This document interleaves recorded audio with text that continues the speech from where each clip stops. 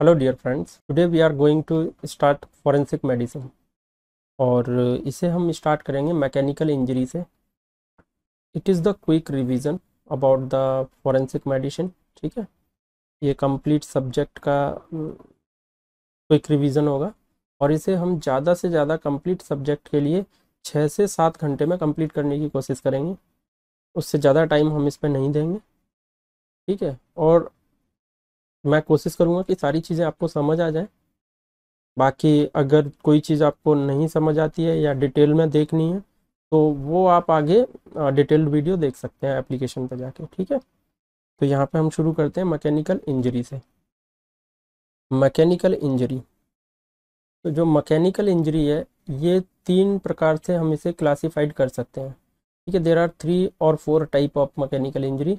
तो सबसे पहले हम इसमें देखते हैं एब्रेशन, ब्रूइश और लैसरेशन। 3 होंगे, तो पहले लिखते हैं हम एब्रेशन, ब्रूइश और लैसरेशन। ये मैकेनिकल इंजरी होती हैं। ठीक है, इसके बाद और भी मैकेनिकल इंजरी हैं जो शार्प टाइप की होती हैं। ठीक है, उसे अभी देखेंगे हम, जिसमें incised mechanical injury, incised injury आती है। बट बिफोर दैट हम इन तीनों को देख लेते हैं। ठीक है, तो इसमें जैसे हमने देखा एब्रेशन, तो एब्रेशन क्या है? Abrasion is just like scratch. जैसे स्क्रैच आ जाते हैं, खरोंच जैसी बन जाती हैं, वो एब्रेशन होता है। अगर मैं यहाँ स्किन बनाऊँ, suppose that this is the skin, तो इसके ऊपर थोड़े से इस तरीके से स्क्रैच होंगे, यहाँ ऊपर इस तरीके से हल्के से स्क्रैच बन जाएंगे। ठीक है, दिस इज द एब्रेशन। ठीक, ये क्या होगा? एब्रेशन। अब ये जो एब्रेशन होता है ये इंक्लूड करता है, अगर मैं कहूँ कि एब्रेशन किस सरफेस को, किस लेयर ऑफ स्किन को इंक्लूड करेगा, तो ये करता है एपिडर्मिस को। एपिडर्मिस इसमें डैमेज होगी, इन्वॉल्व होगी। ठीक है, ये एपिडर्मिस को इन्वॉल्व करेगा। दूसरा आता है ब्रूइश। तो अगर मैं ब्रूइश की बात करूं तो ये, अगर ऊपर की लेयर देखेंगे एपिडर्मिस, तो यहाँ पे इन्वॉल्व नहीं होती। इसके नीचे की जो लेयर होती है ये इन्वॉल्व होती है। और ये कौन सी लेयर है? ये है डर्मिस। ठीक है, तो यहाँ पे डर्मिस इन्वॉल्व होगी, यहाँ पे एपिडर्मिस इन्वॉल्व नहीं होगी, डर्मिस इन्वॉल्व होगी। ठीक है, अभी हम इसको एक एक को डिटेल में देखेंगे कि डिफरेंस क्या होगा, कैसे हम पहचानेंगे इसको। ठीक है, इसके बाद आता है लैसरेशन। तो लैसरेशन जो है ये कुछ इस तरीके से ट्रोमा बनेगा, जैसे दिस इज द लेयर, ये लैसरेशन, बट यहाँ पे है ना ये रफ होगा। ठीक है, ये लैसरेशन हो जाएगा। अब ये रफ है, यहाँ पे लैसरेशन है, इसके अंदर जो इन्वॉल्वमेंट होता है लेयर्स का वो दोनों का होगा, एपिडर्मिस का भी और डर्मिस का भी। बोथ लेयर्स इन्वॉल्व होती हैं। ठीक है, इसके अंदर क्या होगा? एपिडर्मिस, एपिडर्मिस प्लस डर्मिस, दोनों लेयर्स इन्वॉल्व होंगी। ठीक है, तो ये होता है लैसरेशन। और जो ब्रूइश है इसको हम एक दूसरा नाम भी देते हैं। ठीक है, इसको दूसरे नाम से क्या, ये जो ब्रूइश है इसको दूसरा नाम भी देते हैं और इसका दूसरा नाम होता है कंट्यूजन। Contusion, contusion. ठीक है, या तो ब्रूइश या कंट्यूजन। तो हमने 3 टाइप की मैकेनिकल इंजरी देखी। First is abrasion, second is a bruise and also called as contusion. ठीक है, और तीसरी है लैशरेशन। तो हमने सबसे पहले एब्रेशन देखा। एब्रेशन क्या है? एक सिंगल स्क्रैच की तरह होता है। ठीक है, जिसमें एपिडर्मिस लेयर इन्वॉल्व होती है स्किन की। और दूसरा है ब्रूइश एंड कंट्यूजन। ठीक है, इसके अंदर डर्मिस लेयर इन्वॉल्व होगी। और तीसरा है लैशरेशन, जिसके अंदर दोनों ही लेयर इन्वॉल्व होती हैं। ठीक, तो आप अगर ये देखोगे तो this is the bruise, sorry, first abrasion. ठीक है, ये आपको एब्रेशन दिख रहा है, ये एब्रेशन है, दिस इज द एब्रेशन। तो यहाँ पे आप देखोगे छोटे छोटे मल्टीपल स्क्रैच आपको दिखाई दे रहे हैं। ठीक है, ये एब्रेशन है। अब इसके बाद आता है यहाँ पे ब्रूइस। तो ब्रूइस में आप देखोगे कि यहाँ पे स्किन इन्वॉल्व नहीं है, ऊपर जो सुपरफिशियल लेयर है वो इन्वॉल्व नहीं है। इसमें ब्लड वेसल्स, अंदर की ब्लड वेसल्स रप्चर हुई हैं, इस वजह से ब्लड एक जगह पे कलेक्ट हुआ है और वो ब्लड का अपीयरेंस आ रहा है बाहर की तरफ, जो कि ब्लूइश अपीयरेंस दे रहा है। ठीक है, इस वजह से इसमें कौन सी लेयर? डर्मिस लेयर इन्वॉल्व है, एपिडर्मिस इन्वॉल्व नहीं है। ठीक, तीसरा है जो आप देख सकते हो, ये है लैसरेशन। लैशरेशन के अंदर क्या है, एक उबड़ खाबड़ जिस तरीके से कहते हैं ना कि स्मूथ सरफेस नहीं है, ठीक है, और इस तरीके से मारा और उससे इंजरी हुई, तो इसमें एपिडर्मिस और डर्मिस दोनों लेयर इन्वॉल्व होती हैं, ठीक। ये होता है आपका तीसरा लैसरेशन। लैशरेशन तो ब्रूइस एंड कंटिन्यूस, आप bruise, this is the bruise and contusion, ठीक है, और दिस इज द एब्रेशन। तो ये तीनों ही टाइप आपने देख लिए। हम वन बाय वन देखते हैं। अगर हम एब्रेशन की बात करें तो जैसे कि अभी आपने देखा, ये सुपरफिशियल लेयर को इन्वॉल्व करेगा, यहाँ पे इन्वॉल्व होगी सुपरफिशियल लेयर, सुपरफिशियल लेयर, ठीक है, सुपरफिशियल लेयर इन्वॉल्व होगी इसके अंदर। और कौन सी लेयर होगी, एपिडर्मिस, एपिडर्मिस लेयर इन्वॉल्व होगी, ठीक है। इसके अलावा क्या देखने को मिलेगा, देयर इज नो ब्लीडिंग। यहाँ पे आप देख रहे हो नो ब्लीडिंग, ब्लीडिंग नहीं होती, नो ब्लीडिंग। और स्कार भी नहीं बनेगा, नो स्कारिंग। जब ये ठीक होगा तो कोई स्कार नहीं छोड़ेगा, ठीक है, तो नो स्कारिंग। लेकिन अगर देखिए यहाँ पे सुपरफिशियल लेयर इन्वॉल्व है, ठीक है, बट बॉडी में कहीं भी सुपरफिशियल लेयर इन्वॉल्व होगी, जब एब्रेशन बनेगा तो स्कार नहीं बनेगा, एक्सेप्ट कॉर्निया। जब मैं आँख के कॉर्निया की बात करूँ, आँख के अंदर जो ब्लैक पोर्शन आपको दिखता है सेंटर में, दैट इज कॉर्निया, ठीक है। जैसे ये है आई, और इसके बीच में ये जो होगा ये कॉर्निया होता है बीच में, ठीक है। तो इस कॉर्निया पे अगर एब्रेशन होता है तो यहाँ स्कार बनेगा, यहाँ स्कार बनेगा, ठीक है। तो एब्रेशन में यहाँ स्कारिंग होती है। तो ये ध्यान में रखना है कि एब्रेशन अगर होता है तो सुपरफिशियल लेयर इन्वॉल्व होती है, मोस्टली एपिडर्मिस इन्वॉल्व होती है, और उस केस में कोई ब्लीडिंग नहीं होती, और जब वो ठीक होता है तो देयर इज नो स्कारिंग, ठीक है। बट अगर कॉर्निया के ऊपर सुपरफिशियल लेयर जो होती है एपिथेलियम की बनी होती है, इसके ऊपर अगर एब्रेशन होता है तो इट कैन लीव स्कार, ठीक है, जो कि कॉर्नियल ओपेसिटी कर देगा। कॉर्निया के ऊपर वाइटिस अपीयरेंस आपको दिखेगा, जो कि ओपेसिटी कहलाती है, ठीक है। अब हम चलते हैं सेकंड की तरफ। This is the okay, before that we should see type of abrasion, ठीक है। आपने एब्रेशन देखा, अब अगर हम इसके टाइप की बात करें तो इसमें एक तो होगा स्क्रैच, और स्क्रैच क्या है, सिंगल स्क्रैच, जैसे कोई भी एक पिन के द्वारा यूं इस तरीके से स्क्रैच बन गया, सिंगल स्क्रैच, ठीक है।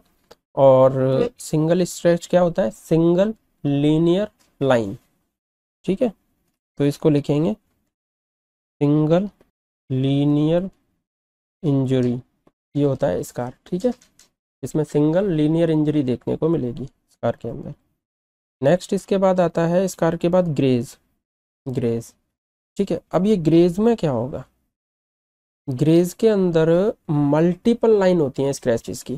जैसे अगर देखिए ब्रूइज का ये जो अभी मैंने इमेज आपको दिखाई थी, it is the type of bruise, ठीक है। ये एब्रेशन तो है, सॉरी नॉट ब्रूज, एब्रेशन। तो इसमें मैंने आपको एब्रेशन तो दिखाया, लेकिन इसके अंदर टाइप ऑफ एब्रेशन की बात करूँ ना तो इट इज़ अ ग्रेज, ये ग्रेज टाइप है, बिकॉज यहाँ पे आप ये देख रहे हो ये मल्टीपल लाइन्स बनी हुई है, मल्टीपल लाइन ऑफ स्क्रैचिंग है, ठीक है, इसलिए ये क्या है, ग्रेज। एब्रेशन है but it is a type of graze, ठीक है। तो यहाँ पे ग्रेज में क्या होगा, मल्टीपल स्क्रैचेज होंगे, ठीक है, मल्टीपल स्क्रैचेज, मल्टीपल स्क्रैचेज आपको और मल्टीपल लाइनिंग्स देखने को मिलेंगी, दैट इज ग्रेज, ठीक है, ग्रेज। अब ये जो ग्रेज होता है कॉमनली कहाँ, देखिए मोस्ट कॉमनली अगर देखने की मैं कहूँ, मोस्ट कॉमनली कौन से टाइप का एब्रेशन दिखता है, तो abrasion graze it is a most commonly देखने को मिलता है, मोस्ट कॉमन, ठीक है, ये मोस्ट कॉमनली ये देखने को मिलेगा। और मोस्ट कॉमनली ये कब देखने को मिलता है, commonly seen in road traffic accident, road traffic accident, ठीक है, इसके अंदर ये कॉमनली देखने को मिलेगा, ठीक है, मोस्ट कॉमनली सीन होता है रोड ट्रैफिक एक्सीडेंट के अंदर, ठीक। इसको जो ग्रेज है इसको दूसरे नाम भी दिए जाते हैं, इसे फ्रिक्शन बर्न भी कहते हैं, फ्रिक्शन बर्न, और भी कुछ नाम दे सकते हैं, जैसे ये फ्रिक्शन बर्न, फ्रिक्शन होता है यहाँ पे, ठीक है। तो फ्रिक्शन बर्न इसको बोल दिया।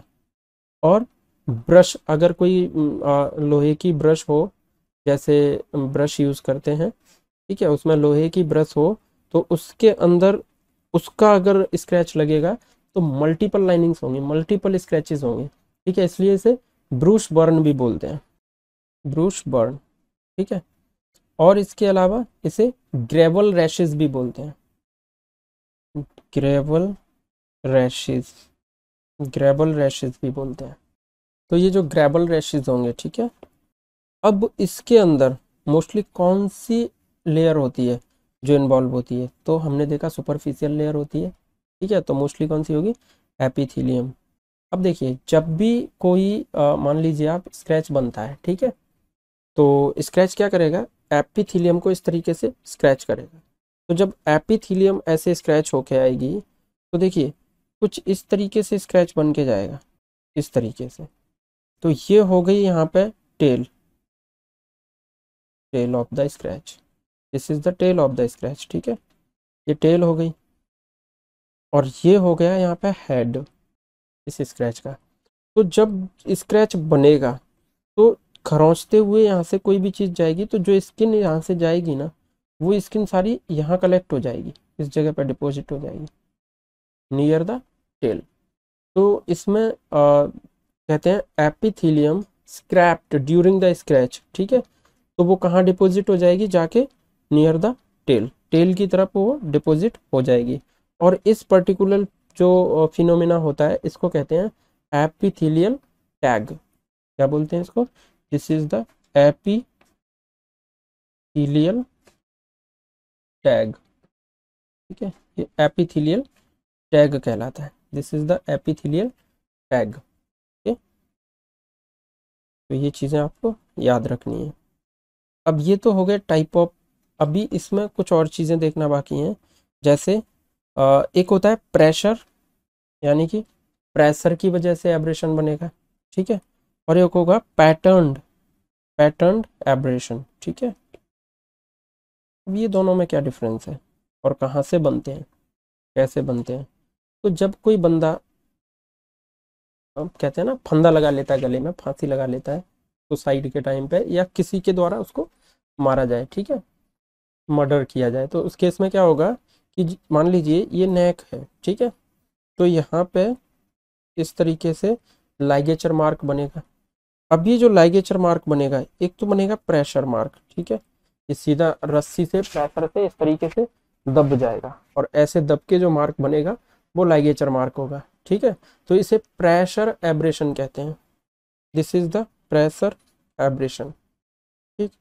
अब इसी तरह मान लीजिए ये नेक रीजन है और यहाँ पे लाइगेचर मार्क बना, ठीक है। लेकिन जो रस्सी या जो भी मटेरियल यूज़ किया गया था वो दबाने के लिए, उसके ऊपर मोटे मोटे उभार बने हुए थे, ठीक है। तो उसकी वजह से रस्सी के पैटर्न बन गया है यहाँ पे, तो इसे कहते हैं पैटर्न मार्क, ठीक है। इसे कहेंगे पैटर्न मार्क।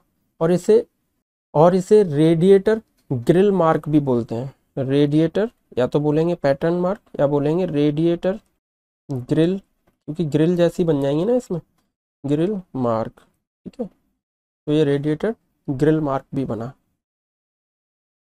क्लियर। अब हमें एब्रेशन की एजिंग को पहचानना है कि ये कितने टाइम पहले मर्डर किया गया है ना, कितने टाइम पहले एब्रेशन हुआ है, एक्सीडेंट हुआ है, मर्डर हुआ है, जो भी है। तो उस समय हम फाइंड आउट करेंगे एजिंग कि ये कितने टाइम पहले हुआ है, ठीक है। तो वहाँ पे क्या करेंगे हम? Ageing of the abrasion. अब ये जो एजिंग ऑफ द एब्रेशन देखी जाएगी, वो एब्रेशन के कलर को देख के पहचाना जाएगा, बाय कलर कोड, ठीक है। कलर कोड देखेंगे, यहाँ पे कलर देखेंगे, ठीक है, कि कैसा कलर है, उस कलर से एब्रेशन का एज पता करी जाएगी, कितने टाइम पहले एक्सीडेंट हुआ है, कितने टाइम पहले ये एब्रेशन बना है।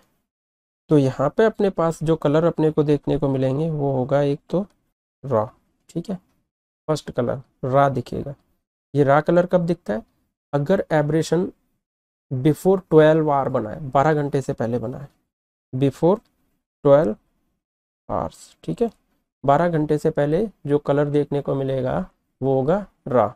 लेकिन आफ्टर 12 आवर, अब हम देखते हैं आफ्टर 12 आवर्स, तो ये देखने को मिलेगा रेडिश कलर, रेडिश स्कैब, ये देखने को मिलेगा रेडिश स्कैब। ठीक है, लेकिन यहीं पे अगर हम देखते हैं कि 2 से 3 दिन के बीच में, 2 to 3 डेज के बीच में, तो यहाँ पर रेडिश स्कैब नहीं दिखेगा, रेडिश स्कैब दिखा इसका। ठीक है, और ये यहाँ, अब रेडिश स्कैब जो दिख रहा था वो 12 घंटे के बाद दिख रहा था, बट बिफोर 2 डेज। अब यहाँ पे 2 से 3 दिन के बीच में जो देखने को मिलेगा वो होगा reddish brown colour, reddish brown, थोड़ा सा ब्राउनिश कलर आने को शुरू हो गया है इसमें। ठीक है, थोड़ा सा डार्कनेस आने लग गई। ठीक है, जैसे जैसे टाइम होता है तो डार्कनेस आती है, वैसे ही थोड़ी सी डार्कनेस आने लग गई। तो ये 2 से तीसरे दिन पे जो दिखेगा रेडिश ब्राउन दिखेगा। ठीक है, रेडिश ब्राउन स्कैब बोल सकते हैं, रेडिश ब्राउन स्कैब दिखेगा। ठीक, अब इसके बाद जो कलर आएगा वो ब्राउन स्कैब होगा, मतलब यहाँ पे थोड़ा सा रेडिश था ब्राउन के साथ में, अब कंप्लीट ब्राउन हो जाएगा। तो क्या दिखेगा, ब्राउन स्कैब। अब ये जो ब्राउन स्कैब होगा ये कौन से डे में होगा, तो 3 दिन के बाद, 4 से 5वें दिन पे, 4 to 5 डेज। ठीक है, तो यहाँ पे देखने को मिलेगा ब्राउन स्कैब। अब ये ब्राउन हुआ है, अब धीरे धीरे ये कंप्लीट ब्लैक हो जाएगा। जब और टाइम निकलेगा तो क्या होगा, ये धीरे धीरे कंप्लीट ब्लैक हो जाएगा। ठीक है, तो यहाँ पे ब्लैक स्कैब। अब ये जो ब्लैक स्कैब दिखेगा ये दिखता है 6 से 7 दिन पे। ठीक है, ये ब्लैक स्कैब दिखेगा। तो इससे हमें पता चलेगा ब्रूश जो बना हुआ है उसकी एजिंग, कि कितने टाइम पहले ब्रूश बना हुआ है। ठीक है, this is the ageing of bruise. तो रा कलर जो दिखेगा वो कब दिखेगा, बिफोर 12 आवर, और आफ्टर 12 आवर रेडिश स्कैब हो जाएगा। ठीक है, रेडिश कलर हो जाएगा थोड़ा सा, उसके बाद थोड़ा ब्राउनिश मिलने लग जाएगा 2 से 3 दिन पे, ब्राउनिश मतलब रेडिश ब्राउन दोनों मिक्स हो जाएंगे। 4 से 5वें दिन पे क्या होगा, कंप्लीट ब्राउन हो जाएगा। ठीक, और फिर एकदम से ब्लैक हो जाएगा। तो 6 से 7 दिन पे क्या होगा, ब्लैक हो जाएगा, बट 4 से 5 दिन पे थोड़ा उससे पहले ब्राउनिश होता है, और उससे भी पहले थोड़ा थोड़ा रेडिश ब्राउनिश होगा। ठीक है, जो कि 2 से 3 दिन पे होगा, और उससे भी पहले यानी कि 12 घंटे के अंदर अंदर आफ्टर 12 आवर। ठीक है, तो रेडिश स्कैब होगा, और अगर बिफोर 12 आवर देखें तो रा कलर होगा। तो ये कलर अपने को बताएंगे एजिंग ऑफ द एब्रेशन, कि एब्रेशन कितने टाइम पहले का है, जिससे हम एक्सीडेंट का पता लगा सकते हैं, मर्डर का पता लगा सकते हैं, और उससे आइडिया लगा सकते हैं कि ये एब्रेशंस कितने टाइम के बने हुए हैं। Next is a contusion, contusion या फिर ब्रूइश। ठीक है, कंट्यूजन और ब्रूइश। ठीक, तो ब्रूइश में आपने देखा था क्या हो रहा था, नीचे ब्लड कलेक्ट हो रहा था, जिसकी वजह से अपीयरेंस आ रहा था ब्लूइश। ठीक है, कैसा अपीयरेंस आ रहा था, ब्लूइश अपीयरेंस आ रहा था, और उसे हम कह रहे थे ब्रूइश या फिर कंट्यूजन। ठीक है, this is a second type of abrasion, second type of mechanical injury. ठीक है, तो जो second type of mechanical injury यानी कि कंट्यूजन या फिर ब्रूइज जो देखने को मिलेगा, ये ब्लंट, ये किसी स्क्रैच की वजह से नहीं मिलेगा, ये ब्लंट ट्रोमा के अंदर देखने को मिलेगा, यानी कि किसी भारी चीज़ से चोट दी जाए इस तरीके से तो ब्लंट ट्रोमा बनेगा। और उस ब्लंट ट्रोमा के अंदर क्या होगा कि ऊपर की जो स्किन होगी एपिडर्मिस वो इंटैक्ट रहेगी, और उसके नीचे की जो मसल वो ब्लड वेसल्स होंगी डर्मिस के अंदर वो ब्रेक हो जाएंगी, रप्चर हो जाएंगी, उसकी वजह से वहाँ ब्लीडिंग शुरू हो जाएगी, और जो ब्लीडिंग शुरू होगी वो एक अपीयरेंस देगी किस कलर का, ग्रीन इस कलर का, यानी कि सॉरी ब्लू इस कलर का। ठीक है, तो ब्लू इस कलर आपने देखा होगा जब चोट लग जाती है या स्किन कहीं पे किसी चीज़ के नीचे आ जाता है हाथ हमारा, कुछ ऐसा होता है तो ब्लूइश अपीयरेंस आ जाता है। ठीक है, तो वो क्या होता है, कंट्यूजन होता है, ब्रूइश होता है। तो ब्रूज बनेगा और कंट्यूजन बनेगा। ठीक है, इसके अंदर स्किन कौन सी लेयर अवेलेबल होगी, इंक्लूड होगी, दैट इज डर्मिस, डर्मिस। ठीक है, डर्मिस इसके अंदर इन्वॉल्व होगी। और क्या होगा यहाँ पे, जैसे ही डर्मिस में मान लीजिए कोई ब्लंट ट्रोमा हुआ डर्मिस का, तो ट्रोमा जैसे ही होगा तो क्या होगा, रप्चर होंगी डर्मल कैपिलरीज, रप्चर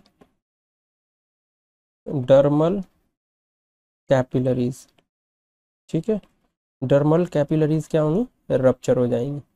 मान लो डर्मल कैपिलरीज रप्चर हो गई, लेकिन इसके अंदर एपिडर्मिस जो है वो इन्वॉल्व नहीं होती, ठीक है। अब यहाँ पे ब्लड क्या होगा, अभी मैंने बताया था कि ब्लड कलेक्ट हो जाएगा, ब्लड क्या हो जाएगा, कलेक्ट हो जाएगा, ब्लड कलेक्शन, ब्लड कलेक्शन। और जब ब्लड कलेक्शन होगा तो कलर कैसा अपीयरेंस देगा, कलर देगा ब्लूइश कलर अपीयरेंस, ठीक है। और ये जो ब्लड का कलेक्शन होगा ये कहाँ होगा, इन टिश्यू, टिश्यू के अंदर हो जाएगा, ठीक है। और उसकी वजह से स्वेलिंग आ जाएगी और रेडिश डिस्कलरेशन होगा, कैसा होगा, स्वेलिंग और रेडिश डिस्कलरेशन।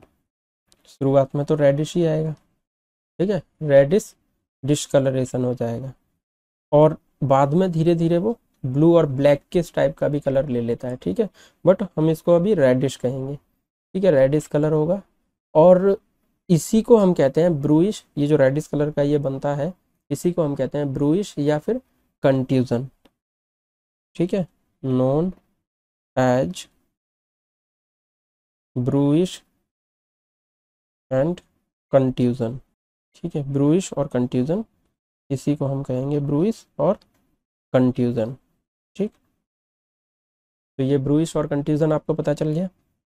अब जो कंट्यूजन बनेगा, ठीक है, ब्रूइश बनेगा, इसके जो मार्जिन होंगे वो इरेगुलर होंगे, ठीक है, इरेगुलर मार्जिन ऑफ कंट्यूजन, ठीक है। कंट्यूजन के जो मार्जिन होंगे वो इरेगुलर होगा, ठीक है, और एक्स्ट्रा वेसेशन होगा, ब्लड का यहाँ पे क्या हो जाएगा, एक्स्ट्रा वेसेशन ऑफ ब्लड, ठीक है, ब्लड का एक्स्ट्रा वेसेशन देखने को मिलेगा।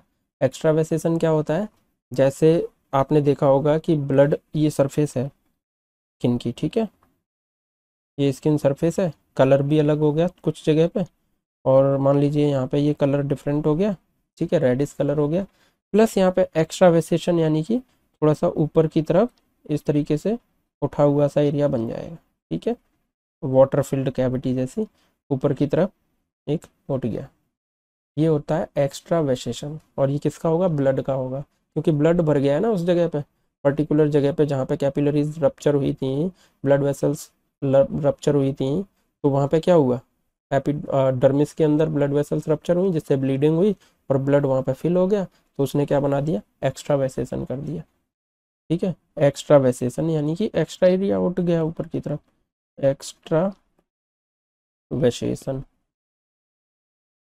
ठीक है, एक्स्ट्रा वेसेशन हो गया ये। तो इसका ध्यान रखना है कि एक्स्ट्रा वेसेशन देखने को मिलेगा कंट्यूजन और ब्रूइज के अंदर, ठीक। और देखने को मिल सकता है बैटर्ड, बैटर्ड बेबी सिंड्रोम, और मोस्टली ये चाइल्ड एब्यूज के अंदर देखने को मिलता है। ये कहाँ देखने को मिलता है, battered baby syndrome child abuse के अंदर देखने को मिलेगा, ठीक है। अब हम कंट्यूजन के टाइप देखते हैं, तो यहाँ पे देखेंगे टाइप्स ऑफ कंट्यूजन और ब्रूइज, ठीक है, बात तो एक ही है, कंट्यूजन और ब्रूइज। अब इसके टाइप देखेंगे, तो देखिए एक तो हो सकता है सुपरफिशियल, ठीक है, सुपरफिशियल। अब ये जो सुपरफिशियल होगा ये कहाँ होगा, just lies beneath the skin, skin के नीचे, स्किन के नीचे देखने को मिलेगा, ठीक है, सुपरफिशियल कंट्यूजन हो गया। और इसके अलावा डीप कंट्यूशन देखने को मिल सकता है, क्या मिलेगा, डीप कंट्यूजन, ठीक है।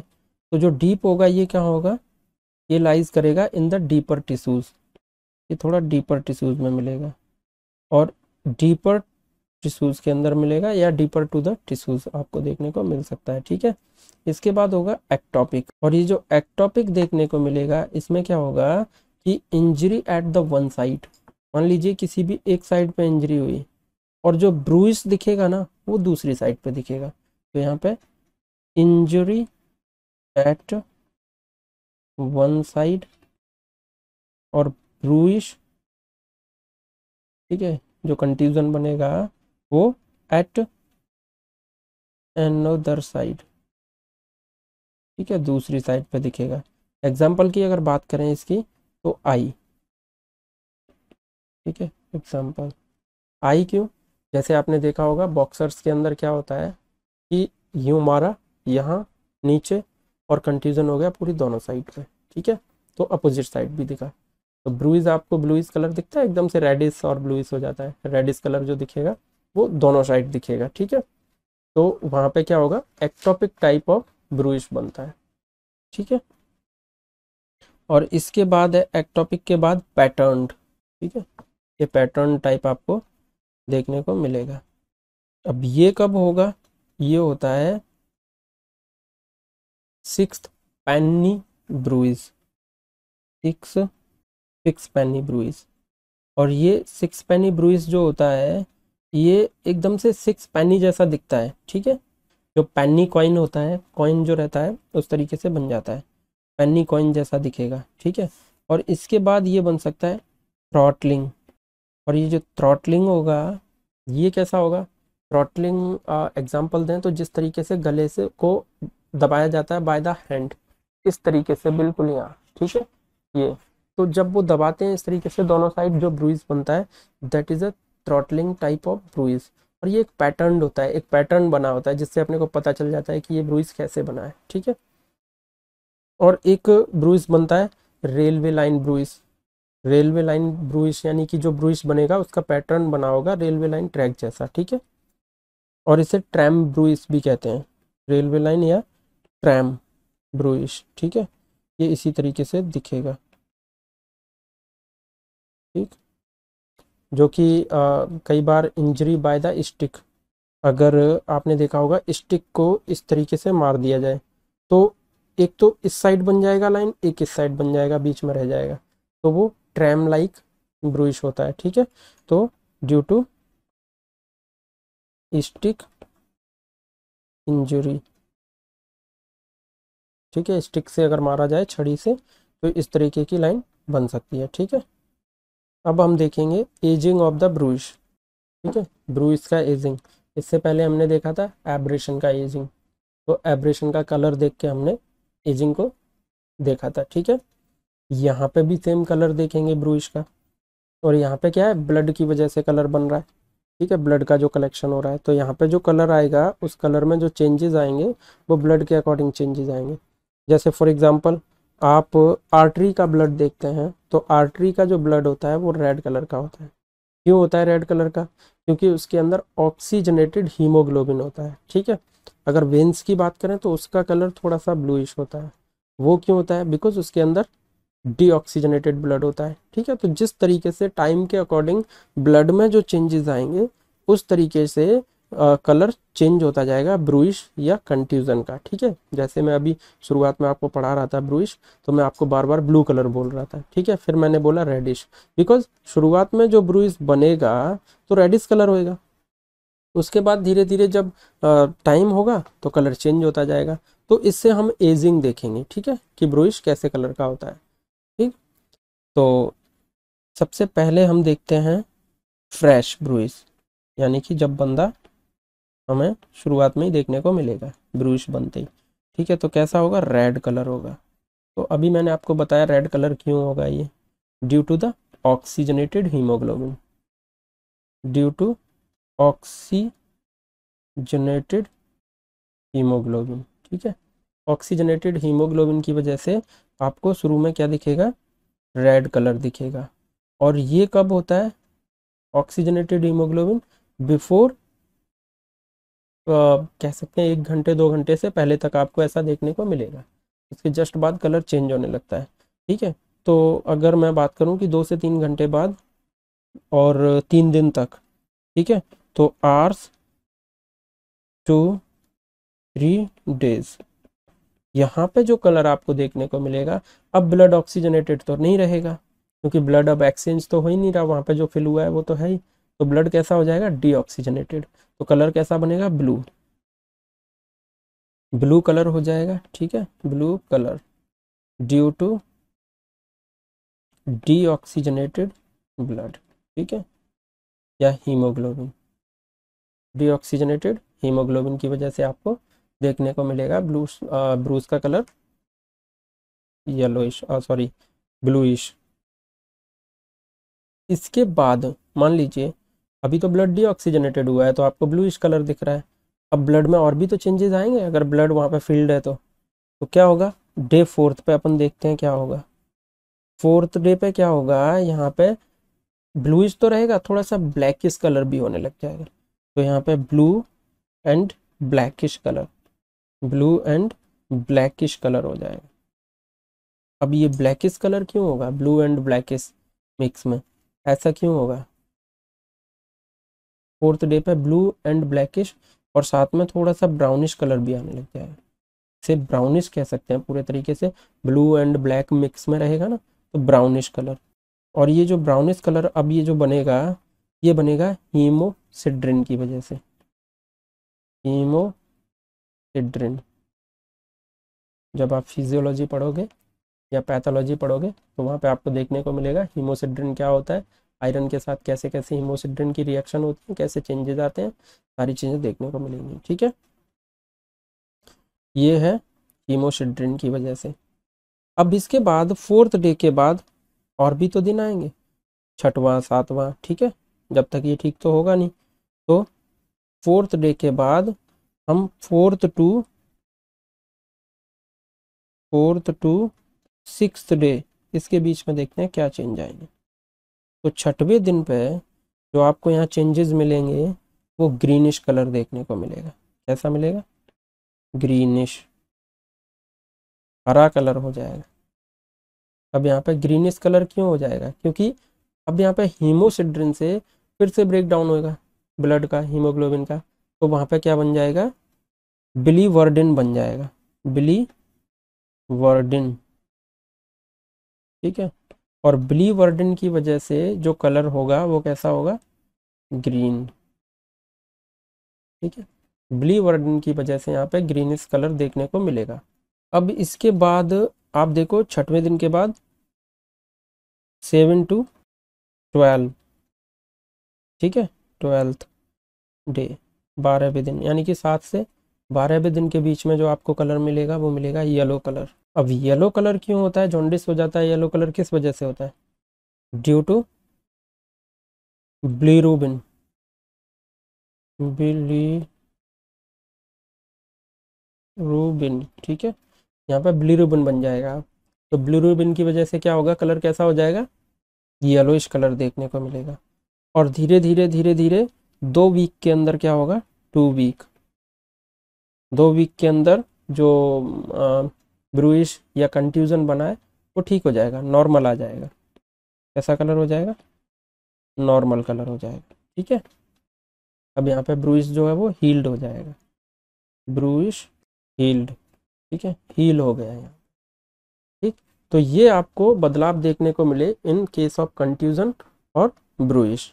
ठीक, कुछ केसेस में क्या होता है कि ब्रूइश के केस में आपको वेरियस डिफरेंट डिफरेंट कलर देखने को मिलेंगे और मल्टीपल ब्रूइश बने होंगे बॉडी के ऊपर, और आपको मल्टीपल ब्रूइश दिखेंगे बहुत सारे, और साथ ही साथ में कहीं पे कुछ और कलर, कहीं पे कुछ और कलर, डिफरेंट कलर मिलेंगे। तो मोस्टली ये चाइल्ड एब्यूज़ के केस में देखने को मिलते हैं। अब यहाँ पे डिफरेंस देखते हैं बिटवीन द, यहाँ पे हम लोग डिफरेंस देखेंगे between the contusion and hypostasis. ठीक है, अगर मैं कंट्यूजन और हाइपोस्टेसिस के बीच में डिफरेंस की बात करूं तो यहाँ पे लिखते हैं कंट्यूजन और हाइपोस्टेसिस। देखिए, जो कंट्यूजन आपको दिखेगा वो एक डिपेंडेंट एरिया पे दिखेगा, मतलब पर्टिकुलर एरिया पे दिखेगा जहाँ चोट लगेगी। ठीक है, जहाँ ब्लंट ट्रोमा होगा वहाँ पे आपको दिखने को मिलेगा कंट्यूजन। तो ये कहाँ दिखता है, डिपेंडेंट एरिया पे, ये डिपेंडेंट एरिया में देखने को मिलेगा, इन डिपेंडेंट एरिया। और अगर हाइपोस्टेसिस की बात करें तो ये एनीवेयर, कहीं भी देखने को मिल सकता है। ठीक, अभी इसके बाद हम देखते हैं कि अगर आप कंट्यूजन को देखोगे तो इसकी जो एजेस होंगी, जो किनारी बनी होंगी, एजेस होंगी, वो वेल डिफाइंड होंगी, वेल डिफाइंड एज, एजेस। ठीक है,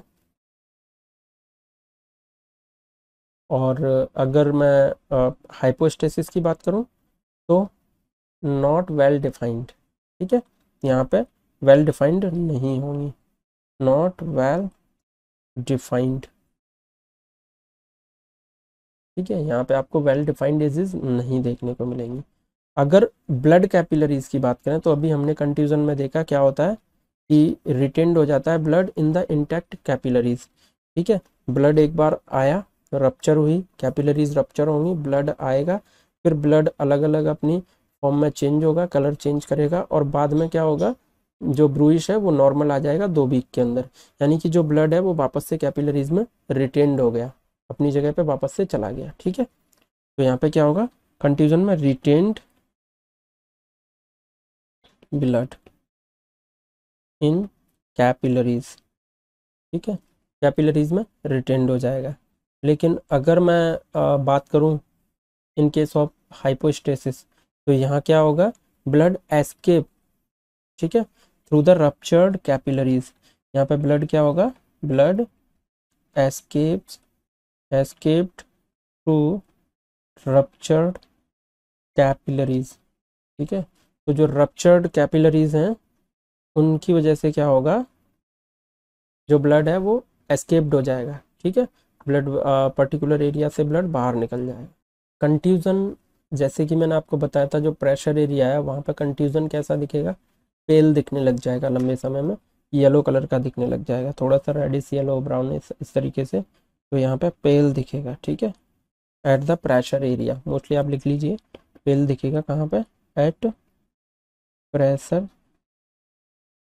एरिया। ठीक है, प्रेशर एरिया में कैसा दिखेगा, पेल दिखेगा, येलोइश कलर दिखेगा। लेकिन अगर मैं हाइपोस्टेसिस की बात करूं तो ये रेड दिखेगा। ये कैसा दिखेगा, रेड दिखेगा। अब देखिए, अब आपको ब्रूइश में जो ब्लड कलेक्ट होता है, ठीक है, तो वहाँ पे अगर कट लगाया जाए तो वो ब्लड फ्लो करेगा, बाहर की तरफ बह जाएगा। ठीक है, तो कट करने पे क्या होगा, इंसिजन देने पे क्या होगा, ब्लड फ्लो करेगा। ठीक है, ब्रूइश के अंदर ब्लड फ्लो करेगा क्योंकि ब्लड वहाँ पे भरा हुआ है। ठीक है, ब्लड के अंदर बहुत सारे चेंजेस आ रहे हैं, बट ब्लड कोगुलेट नहीं होता, एकदम से जमता नहीं। ठीक है, इसलिए ब्रूइश के अंदर ब्लड जब इंसिजन लगाया जाएगा तो ब्लड वहाँ से फ्लो करेगा, बाहर की तरफ निकलेगा। लेकिन हाइपोस्टेसिस की बात करें तो यहाँ पे ब्लड कोगुलेट हो जाता है। कैसा होता है, ब्लड कोगुलेट। ठीक है, कोगुलेट हो जाता है, जम जाता है, थक्का बन जाता है। तो उस केस में क्या होगा कि जब उसे कट करेंगे, इंसिजन देंगे, तो ब्लड नहीं बहेगा। तो मान लीजिए हमने इंसिजन दिया इन केस ऑफ ब्रूइश और वहाँ पे ब्लड बाहर आया, तो हमने उसको वॉश आउट करा तो वो वॉश अवे हो गया, आसानी से साफ हो गया। लेकिन यही चीज़ हाइपोस्टेसिस में जब करेंगे तो वहाँ पे तो ब्लड थक्का जमा हुआ है, वो हटेगा ही नहीं, तो उसको वॉश करेंगे तो वो वॉश आउट नहीं होगा। ठीक है, डज नॉट वॉश अवे, क्या, हाइपोस्टेसिस। और अगर ब्रूइश की बात करें, कंट्यूजन की बात करें, तो इजीली वॉश अवे हो जाएगा, वॉश हो जाएगा। ठीक है, तो these are the differences between the contusion and hypostasis. अब नेक्स्ट देखते हैं लैसरेशन। नेक्स्ट है लैसरेशन। तो लैसरेशन आपने समझा था कि कैसे होता है। लैसरेशन के अंदर क्या होता है कि लैसरेशन जो बनता है वो आपने देखा था, मैं बना के बता देता हूँ फिर से, इस तरीके से बना था। तो अब हम देखते हैं लैसरेशन को। तो लैसरेशन आपने जो देखा था, लैसरेशन के अंदर कुछ इस टाइप का वुंड बना हुआ था जो मैंने बनाया है, डीप था। इसके अंदर डर्मिस और एपिडर्मिस, यानी कि एपिडर्मिस और डर्मिस दोनों ही लेयर्स जो थी इन्वॉल्व थी। ठीक है, दैट वाज द लैसरेशन। अब देखा आपने लैसरेशन इस तरीके से बना हुआ है। अब लैसरेशन एक होता है इनसाइज्ड वुंड, क्या होगा, इनसाइज्ड। अब ये इंसाइज्ड वुंड जो होता है ये एकदम से शार्प कट होता है। अगर आप देखोगे तो it is a sharp cut. ठीक है, कैसा होगा ये, एकदम से शार्प कट होगा, इस तरीके से शार्प और स्मूथ कट। ठीक है, एकदम से शार्प और स्मूथ जो बॉर्डर आपको देखने को मिलेंगे, स्मूथ कट होगा। ठीक है, ये किस वजह से होता है, ये होता है due to the surgical knife. Example के तौर पे बता सकते हैं, जो सर्जिकल नाइफ से कट लगता हुआ आपने देखा होगा, मोस्टली अगर बड़े कट की बात करें तो एब्डोमिनल वॉल के अंदर जब आप कट देखोगे, ठीक है, तो वो एकदम से शार्प कट होता है। तो ये शार्प कट होता है, ठीक है, बाय द सर्जिकल नाइफ। अब ये दो तरीके से हो सकता है, एक तो होगा लाइट, ठीक है, लाइट कट, और एक होगा चॉप कट, चॉप कट, ठीक है। तो लाइट कट जो होता है, अगर उसकी मैं बात करूं तो ये लाइक अ सर्जिकल इंसाइज्ड कट, ठीक है, सर्जिकल कट जैसे होता है, सर्जिकल कट जैसे बनता है, उसको कहते हैं light cut, mostly by the surgical knife, surgical cut by surgical knife, ठीक है, सर्जिकल नाइफ के द्वारा बनता है।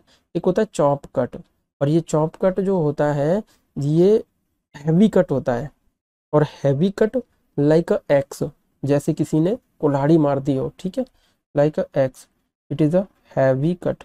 और ये किसके द्वारा होगा, लाइक एक्स कट, ठीक है, जैसे कि कुल्हाड़ी मार दी हो तो उससे बनेगा। तो इंसाइज्ड कट वुंड आपको पता चल गया, ठीक है, और लैशरेशन वुंड पता चल गया। अब ये लैशरेशन वुंड और इंसाइज्ड वुंड दोनों ही आपको समथिंग सिमिलर दिख रहे होंगे, तो दोनों में डिफरेंस क्या है, वो डिफरेंस हम थोड़ा सा देख लेते हैं, ठीक है। तो जो लैशरेशन कट बनेगा वो बनेगा ब्लंट फोर्स से, ब्लंट फोर्स, ठीक है, ब्लंट फोर्स से बनेगा। लेकिन यहीं पे अगर हम इंसाइज्ड कट की बात करें, इंसाइज्ड वुंड की बात करें, तो जैसे मैंने अभी आपको बताया ये होता है ड्यू टू शार्प कट, ठीक है, ये शार्प कट की वजह से होगा। अब यहाँ पे हम देखते हैं कि अगर हम मार्जिन्स को देखें तो जो लैशरेशन कट होगा, जो लैशरेशन वुंड होगा, उसका मार्जिन्स आप देख रहे हो इरेगुलर मार्जिन्स है। कैसे हैं, इरेगुलर मार्जिन्स, ठीक है। और अगर हम इनसाइज्ड वुंड के मार्जिन की बात करें तो ये कैसा होगा, ये स्ट्रेट वेल डिफाइंड मार्जिन होगा।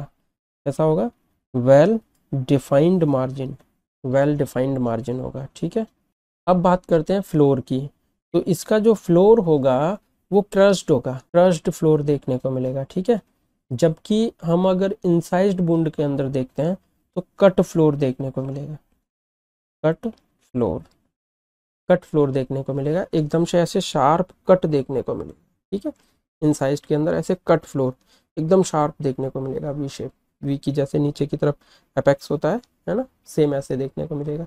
लेकिन अगर यहीं पे हम कंट्यूजन की बात करें तो उसके अंदर, सॉरी, इसकी लैशरेशन की बात करें तो उसके अंदर क्या देखने को मिलेगा, क्रश्ड, जैसे एकदम से यूं दबा दिया हो, ठीक है, क्रश कर दिया हो पूरा, क्रश्ड फ्लोर देखने को मिलेगा, ठीक है। अगर टिश्यू ब्रिज की बात करें, टिश्यू ब्रिज, अगर टिश्यू ब्रिज की बात करें तो टिश्यू ब्रिज आप समझते हो, जैसे ये कट लगा, सपोज दैट ये कट लगा है यहाँ पे, ठीक है, ये कट बना, तो जब ये एक शार्प ऑब्जेक्ट के द्वारा बनाया गया होगा जैसे सर्जिकल नाइफ, तो यहाँ पे बीच में कोई भी जुड़ी हुई चीज़ नहीं बचेगी, कोई कोई भी ऐसे लाइन ब्रिज जैसा नहीं बन रहा होगा। लेकिन ये अगर ब्लंट फोर्स मारा जाएगा तो ब्लंट फोर्स में क्या जाएगा, एकदम नीचे से फाड़ता हुआ चला जाएगा, फिर कुछ फाइबर्स ऊपर की तरफ जुड़े हुए आ जाएंगे और वो इस तरीके से कुछ ब्रिज जैसे बने हुए नजर आएंगे, ठीक है। तो अगर मैं टिश्यू ब्रिज की बात करूं तो लैशरेशन के अंदर टिश्यू ब्रिज प्रेजेंट होगा, बिकॉज ये तो ब्लंट फोर्स है, तो यहाँ पे टिश्यू ब्रिज प्रेजेंट होगा। लेकिन अगर मैं इंसाइज्ड की बात करूं तो यहाँ पे एब्सेंट होगा, यहाँ पे प्रेजेंट नहीं होगा टिश्यू ब्रिज, ठीक है। तो अगर हम ब्लीडिंग की बात करें, ब्लंट फोर्स होगा तो ये कहाँ पे होगा, ब्लंट फोर्स ये होगा लैसरेशन के अंदर, तो यहाँ पे ब्लीडिंग कम होगी, लेस ब्लीडिंग। लेकिन यहाँ पे अगर हम बात करें किसकी, इंसाइज्ड वुंड की, तो इंसाइज्ड वुंड में ब्लीडिंग ज़्यादा देखने को मिलेगी, मोर ब्लीडिंग ज़्यादा क्यों देखने को मिलेगी, बिकॉज ऑफ वेसल्स कट, यहाँ पे जो वेसल्स हैं वो कट हो जाएंगी, ड्यू टू कट वेसल्स, यहाँ पे जो वेसल्स हैं वो क्या होंगी, कट हो जाएंगी, ठीक है। उसकी वजह से यहाँ पे जो ब्लीडिंग देखने को मिलेगी वो ज़्यादा देखने को मिलेगी। तो this is the difference between the laceration and incised wound, ठीक है। हमने देखा था laceration and difference between the laceration और द इंसाइज्ड वुंड, वो भी हमने देखा था। अभी हम देखेंगे टाइप्स ऑफ द लैशरेशन। तो टाइप्स ऑफ लैशरेशन जो देखेंगे हम, इसमें एक होगा स्प्लिट टाइप। अब ये स्प्लिट जो होता है ये एक्चुअली टाइप ऑफ लैशरेशन है ये, बट दिखता कैसा है, ये इंसाइज्ड लाइक वुंड लुकिंग देगी, ठीक है, इनसाइड वुंड की जैसी इसकी लुकिंग होगी। तो हम ये कहाँ कहाँ हमको देखने को मिलेगा कि it is a type of laceration, but when we see this looks like a incised wound, ठीक है। तो ये स्कैल्प पे देखने को मिलेगा इस तरीके से। जब स्कैल्प वुंड आप देखोगे, that should be a laceration wound but looks like a incised wound, ठीक है। और किसी भी बोनी स्ट्रक्चर में फोरहेड पे जैसे चिन्ह, ठीक, जाइगोमैटिक बोन, अगर जाइगोमैटिक बोन का आप वुंड देखते हो तो ये कैसा दिखेगा, ये दिखेगा देखने में सामने से जैसे कि इंसाइज्ड वुंड है बट लैसरेशन वुंड, ठीक है। तो ये split type of laceration wound जो देखते हो आप, वो कुछ इस तरीके से भ्रमित करता है। होता है लैसरेशन टाइप, लैसरेशन का, ठीक है, स्प्लिट टाइप, लेकिन बोनी स्ट्रक्चर पे होता है तो दिखेगा कैसा, ऐसा लगेगा जैसे इंसाइज्ड वुंड है, ठीक है। तो इसे कहते हैं इंसाइज्ड लुकिंग लैसरेशन। और ये एल्बो और नी जॉइंट पे भी देखने को मिल सकता है at the area of bony area, ठीक है। तो ये देखने को मिल सकता है एल्बो पे और नी जॉइंट पे भी। अब दूसरा टाइप है, ये तो हो गया split laceration. Type of laceration are two, there are two types, ठीक है। Number first is a split और number second is a avulsion, evolution कह सकते हैं, ठीक है। प्रोनाउंसिएशन अलग अलग तरीके से लोग करते हैं, सम पीपल सेज अवल्सन और सम पीपल सेज एवोल्यूशन, ठीक है। मैं एवोल्यूशन कहता हूँ। तो इस तरीके से ये evolution, it is the second type of the laceration, ठीक। तो ये कैसा होगा, ये प्रेजेंट होता है रन ओवर द इंजरी, जैसे रोटेशनल इंजरी, ठीक है, रोटेशनल फोर्स से होगा ये कैसे होगा, वाया रोटेशनल फोर्स। एग्जाम्पल अभी दूंगा, समझ आ जाएगा। Rotational force, rotational force. अब ये रोटेशनल फोर्स जैसे by the rolling of tyre, ठीक है, कोई टायर के नीचे आ जाता है तो by the rolling of tyre, इसे रोटेशनल फोर्स की वजह से भी। और दूसरा इससे कहते हैं कि रन ओवर द इंजरी, ठीक है। तो ये होता है एवोल्यूशन, ठीक है। तो लैसरेशन जो वुंड होगा वो दो टाइप के हो सकते हैं, एक स्प्लिट और एक एवोल्यूशन। स्प्लिट की बात करें तो it just looks like incised wound, जो शार्प वुंड होता है जस्ट उसकी तरह दिखेगा। ये बोनी सॉकेट्स में, बोनी एरिया में देखने को मिलेगा, जैसे स्कैल्प में, ठीक है। और देखने को मिलेगा चिन के ऊपर, जाइगोमेटिक बोन के ऊपर देखने को मिल सकता है, मैंडिबल बोन के ऊपर देखने को मिल सकता है, एल्बो जॉइंट के ऊपर, नी जॉइंट के ऊपर, यानी कि कुल मिला के बोनी एरिया में देखने को मिलेगा ये split type of laceration wound which looks like a incised wound, ठीक है। अभी दूसरा आता है एवोल्यूशन। एवोल्यूशन जो है, avulsion is a race rotational force wound. ये वुंड जो होता है ये होता है due to the rotational force, है ना। और रोटेशनल फोर्स तो run over the injury, injury के ऊपर इस तरीके से रन, रोल आउट, ठीक है, रन ओवर द इंजरी। तो इसके अंदर क्या होगा, इसके अंदर जब आपको देखने को मिलेगा तो एक पॉइंट बनेगा जिससे बोलते हैं डैग वॉलिंग, डैग लविंग। इसका मतलब क्या है, इसका मतलब है डैग लविंग एंड प्लेइंग या फ्लैपिंग, यानी कि एक फ्लैप फॉर्म होगा, ठीक है। डैग लविंग और कह सकते हैं फ्लेइंग और कह सकते हैं फ्लैपिंग, ठीक है। तो ये फ्लैप बनेगा इसमें। और जब फ्लैपिंग होगी तो ये फ्लैप क्या करेगा, यानी कि जिस तरीके से रन होगा ऊपर, ठीक है, टायर रोल होगा तो ये क्या करेगा, एक फ्लैप बना के चलेगा इस तरीके से, फ्लैप फोल्ड। तो वहां पे फ्लैप बनेगा, फ्लेइंग बनेगी एक, ठीक है, जिससे अपने को ये पता चलेगा कि किस डायरेक्शन से इंजरी हुई है। तो बाय द फ्लैप और फ्लेइंग और delving we can find out, we can determine the force of injury, we can determine the direction of the force, ठीक है। तो इन तीनों चीज़ों से हम क्या करेंगे, direction of the force determine कर पाएंगे। We can determine the direction of force, ठीक है। तो यहाँ पे हम डायरेक्शन ऑफ फोर्स डिटरमाइन कर सकेंगे। नेक्स्ट है हमारे पास इनसाइज्ड वुंड, ठीक है। तो ये जो इनसाइज्ड वुंड होता है इसकी डायरेक्शन हम कैसे पता करेंगे। तो सपोज दैट कोई भी हमारे पास इनसाइज्ड वुंड होता है, जैसे फॉर एग्जांपल, तो ये है इसका हेड एंड, ठीक है, और ये टेल एंड अपने पास हेड एंड टेल बना हुआ है, ठीक है। तो ये जो टेल एंड है इसमें हम हमेशा इस टेल एंड को देखते हैं, इसको देखते हैं, टेल एंड को देखेंगे। तो जो टेल एंड दिखेगा, ठीक है, ये जो टेल एंड दिखेगा इसी साइड में मोस्टली डायरेक्शन अगर इस तरीके से बनाएंगे, इस तरीके से, ठीक है। तो डायरेक्शन जो होगी, this is the direction of the incised wound, ठीक है। तो ये है direction of the incised wound. ठीक है, तो डायरेक्शन आप आसानी से पहचान पाओगे, टेल की तरफ, from the head toward the tail, this is the direction of the incised wound. तो ये आप डायरेक्शन देख सकते हो इंसाइज्ड वुंड की। ठीक है, यहाँ पर tail of the wound, tailing of the wound, ठीक है, this is the suggestive of the direction, because हम फोकस करेंगे टेल के ऊपर।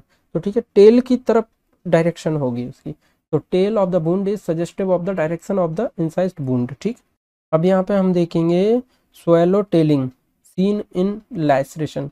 अगर इन केस ऑफ लैसरेशन आप देखोगे तो यहाँ पे क्या दिखेगा, लैसरेशन के केस में जब आप देखोगे तो स्वेलो टेलिंग दिखेगी। ठीक है, और फिश टेलिंग ये दिखेगी विद स्टैब वुंड। अगर स्टैब वुंड में देखोगे तो फिश टेलिंग दिखेगी। ठीक है, और ये जो वुंड बनता है, फिश टेलिंग जो दिखती है, स्टैब वुंड बनता है, ये by the single edge weapon. ठीक है, ये किसके द्वारा बनेगा, by single edging weapon, single edge weapon के द्वारा बनेगा फिश टेल। ठीक है, फिश टेलिंग बनेगी और ये स्टैब वुंड होगा, स्टैब वुंड। ठीक है, फिश टेलिंग दिखेगी स्टैब वुंड के अंदर, और स्टैब वुंड बनता है by the single edge weapon. Next है लाइंस ऑफ लैंगर।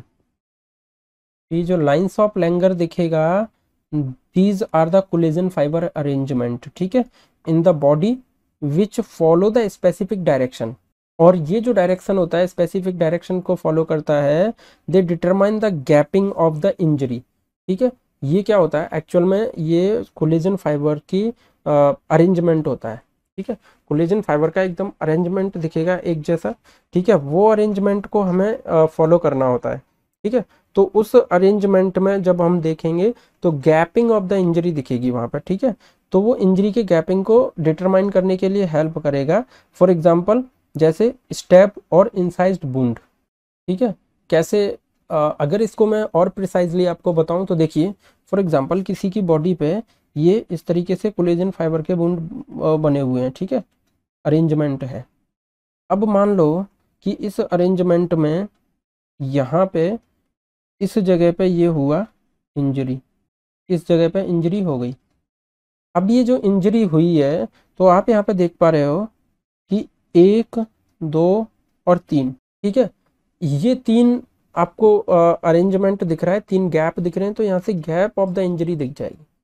ठीक है, कितनी जगह पे इंजरी हुई है ये आप आसानी से देख सकते हो और एक स्पेसिफिक डायरेक्शन की तरफ चल सकते हो। ठीक है, तो ये हमें यहाँ पे गैप ऑफ द इंजरी देखने को मिलती है इन केस ऑफ स्टैब और द इंसाइज्ड इंजरी। तो now you are seeing it is a hesitational cuts and intentional cuts भी कहते हैं इनको, और साथ में टेंटेटिव कट्स। ठीक है, तो ये क्या है, ये कट्स होते हैं, ये मोस्टली प्रेजेंट होते हैं इन द सुसाइडल केसेस। ठीक है, जहाँ पर सुसाइड करने के लिए ये कट्स लगाए जाते हैं हाथ में। ठीक है, ये सुसाइडल केसेस में देखने को मिलेंगे। मल्टीपल सुपरफिशियल पैरेलल कट्स होते हैं इसमें। ये क्या होता है, करेक्टरिस्टिक की अगर बात करें यहाँ पे, तो इसके करेक्टरिस्टिक होंगे multiple superficial parallel cuts, superficial layer के ऊपर है तो सुपरफिशियल और पैरेलल कट्स देखने को मिलेंगे। लेकिन ये एक्सेसिबल पार्ट पे मिलेंगे जहाँ पे अपना हाथ पहुँच सके। ठीक है, जहाँ पे खुद कट लगाए जा सके, तब इसे सुसाइडल कहेंगे। कभी कभी क्या होता है, डिफरेंट साइड्स पे मिलते हैं, जैसे जहाँ अपना हाथ पहुँच ही नहीं सकता, तो उस केस में क्या होंगे, किसी दूसरे के द्वारा कट लगाए जा सकते हैं। लेकिन यहाँ पे जो कट है ये एक्सेसिबल पार्ट पे है, तो इसलिए इसको हम कहेंगे ये सुसाइडल केस है। ठीक है, मल्टीपल सुपरफिशियल पैरेलल कट्स देखने को मिलेंगे और ये present at accessible part of the body. ठीक है, तो ये बॉडी के एक्सेसिबल पार्ट पे होंगे, और अगर डायग्नोसिस इन सबको देख के अपन डायग्नोसिस बनाएंगे तो क्या होगा, सुसाइडल केस। अब इसमें इसके अलावा कुछ डिफेंस इंजरी भी देखने को मिलती हैं। तो डिफेंस इंजरी को अपन कैसे पहचानेंगे, अपन अगर खुद डिफेंस इंजरी, तो यहाँ पे जो इंजरी सस्टेन्ड होगी वो होगी by the defence from the attack. अगर कोई बंदा अटैक कर रहा है तो वहाँ पे डिफेंस करने के लिए, तो डिफेंस करने के लिए ज़्यादातर हाथ से पकड़ने की कोशिश करेंगे, तो यहाँ हाथ के ऊपर दिखेगी। ठीक है, या इस तरीके से तो इधर दिखेगी। तो ये कई ऐसी साइट्स होंगी इंजरी की जो अपने को पता चलेगा कि ये डिफेंस किया गया है। ठीक है, तो यहाँ पे injuries sustained while defensing from the attack. ठीक है, किसी भी अटैक से डिफेंस करते समय ये देखने को मिलेगा, while defensing from the attack. और इसके अलावा क्या होगा यहाँ पे, suggestive of होमिसाइड्स।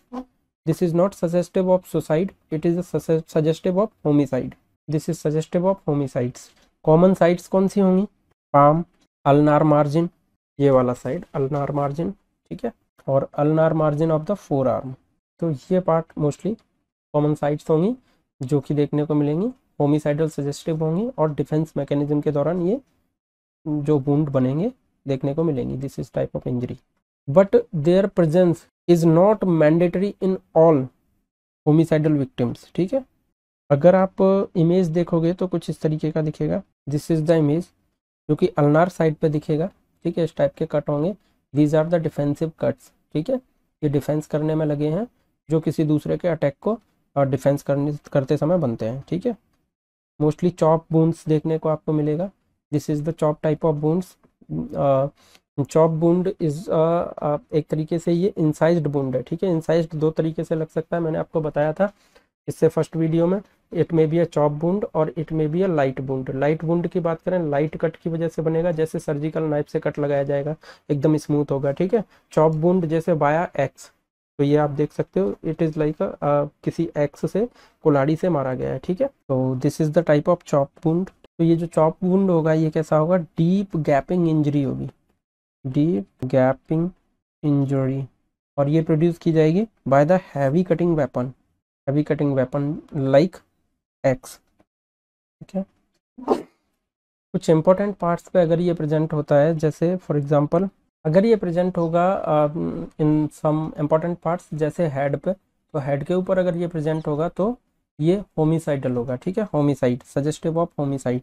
If present on head then it suggestive of homicide, ठीक है, this is suggestive of homicide. इसके बाद आता है कुछ बैवलिंग। बैवलिंग जो होता है, बैवलिंग कहते हैं ओब्लिक कट को, bevelling, this is a oblique cut. और ये जो ओब्लिक कट बनेगा, this produce by the sharp weapon, ठीक है, ओब्लिक कट होगा और produce by sharp weapon, sharp weapon के द्वारा बनेगा। और ये भी suggestive of homicide, it is also, it's suggestive of homicide, this is also suggestive of homicide, ठीक है। तो बैबलिंग वुंड आपको पता चल गया, बैबलिंग क्या होता है? It is the oblique cut produce by any sharp weapon और it is suggestive of homicide. I think I should explain about the homicide because this word some people can understand about it and some people cannot understand about it. That's why I should explain this. Homi mean homo, homo mean similar, ठीक है। Side mean killing, homi man to man killing, yeah, man killed to another person, another man, man kills an other man। Actually homicide Latin word है, ठीक है। ये man kills Y man, इस तरीके से अपन कह सकते हैं, इसका मतलब होमिसाइड्स होता है। तो ये होमिसाइड मैंने कई जगह यूज़ किया है, तो मे भी हो सकता है कि कई लोगों को ये समझ ना आए, इसलिए मैंने यहाँ पे इसको एक्सप्लेन किया, ठीक है। होमिसाइड, तो ये आपको समझ आ गया। बिवेलिंग, बैवलिंग जो होता है, bevelling is a oblique cut which is produce by the sharp weapon, ठीक है, शार्प वेपन, ठीक है। तो शार्प वेपन के द्वारा killing, it is produced by the sharp weapon, it's suggestive of homicide, यानी कि किसी बंदे ने किसी के ऊपर अटैक किया है, ठीक है। नेक्स्ट है हाराकीरी, शेपुकू भी बोलते हैं, harakiri. Next is a harakiri seppuku. Harakiri seppuku is a self inflicted stab injury, self inflicted stab injury होगी, ठीक है। Self inflicted stab injury in the abdomen, how it can be happened, जैसे for example इस तरीके से suicide बनता है और इस तरीके से खुद में लगाते हैं, ठीक है, उसको कहते हैं। अगर मैं इमेज दिखाऊं आपको तो कुछ इस तरीके की होगी। This is the image which you can see harakiri seppuku, it is the suicidal, ठीक है। ये सेल्फ इन्फ्लिक्टेड स्टैब इंजरी होगी इन द एब्डोमेन, ठीक है, दिस इज कॉल्ड हाराकीरी शेपुकू। हाराकीरी भी कह सकते हैं या फिर शेपुकू कह सकते हैं, ठीक है। Mostly it was practised by the Japanese soldiers. Cause of death, तो यहाँ पे कॉज ऑफ डेथ क्या होता था, ठीक है, तो it is a evisceration and hypotension. यहाँ पे जो बंदा मरता था वो मरता था ड्यू टू द एविसरेशन ठीक है, ई विश्लेषण और हाइपोटेंशन एंड हाइपोटेंशन। और हाइपोटेंशन और ई विश्लेषण किस लिए होता था? Due to heavy bleeding. ठीक है, तो that was the cause of death. ठीक है, ये हुआ करता था cause of death. Stab injury, now we will discuss about the stab injury. Stab injury was this is the injury by the pointed weapon. This is the injury by the pointed weapon. We can say injury by pointed weapon. ठीक है, ये जो injury होती थी बाया pointed weapon होती है। इसमें पॉइंटेड वेपन जो दिया जाएगा उसके अलावा इंजरी बनेगी तो इसके 3 टाइप होंगे, पंचर, पेनिट्रेटिंग और perforating. Puncture, penetrating, puncture, penetrating and perforation. तो इन तीनों में डिफरेंस क्या होता है? ठीक है, ये 3 टर्मिनोलॉजी इसमें यूज होंगी। ये इंजरी होगी बाय द पॉइंटेड वेपन और ये 3 टर्मिनोलॉजी इसके अंदर यूज होंगी। तो अब देखना ये है, फर्स्ट देखते हैं अपन पंचर। तो इसके अंदर जो इंजरी होगी ये जो भी अपने पास वेपन होगा, pointed weapon, for example knife, ठीक है, नाइफ हो सकता है, तो ये जो पॉइंटेड वेपन होगा it enter into the tissue, ये केवल टिश्यू में एंटर करेगा, एंटर इनटू द टिश्यू। ठीक है, टिश्यू में एंटर करेगा। तो for example this is the, ठीक, अब यहाँ पे ये मान लीजिए ये है नाइफ, ठीक, और ये जो नाइफ एंटर करेगा ये टिश्यू में एंटर करेगा। ठीक है, ये नाइफ जो एंटर करेगा ये टिश्यू के अंदर एंटर करेगा, एंटर इनटू द टिश्यू। ठीक, दिस इज द पंचर, ने इसको पंचर किया टिश्यू को। अब नेक्स्ट देखते हैं पेनिट्रेटिंग, पेनिट्रेशन। तो अगर पेनिट्रेशन की बात करें तो यहाँ पे क्या होगा, entry into the peritoneal cavity. यहाँ पे जो वेपन एंटर करेगा वो एंटर कर जाएगा, enter weapon enter into the peritoneal cavity, peritoneal cavity के अंदर एंटर कर जाएगा यहाँ पे वेपन। ठीक है, that will call penetration. After the penetration the next term is perforating. अब जो परफोरेटिंग होगी, सपोज दैट यहाँ पे जो वेपन एंटर कराया गया ये एब्डोमिन एरिया में आगे से एंटर हुआ और वेपन क्रॉस करके दूसरी साइड निकल गया। ठीक है, दूसरी साइड निकल गया। ठीक है, वो अपोजिट साइड, मीन एंट्री एक साइड से हुई और दूसरी साइड से एग्जिट हो गया, दैट इज कॉल्ड परफोरेशन। ठीक है, this is the term called perforation. Next आता है skull fracture. Now we are talking about the skull fracture. तो स्कल फ्रैक्चर में अगर हम देखेंगे तो सबसे पहला आता है fissure, fissure fracture. This is the fissure type of fracture.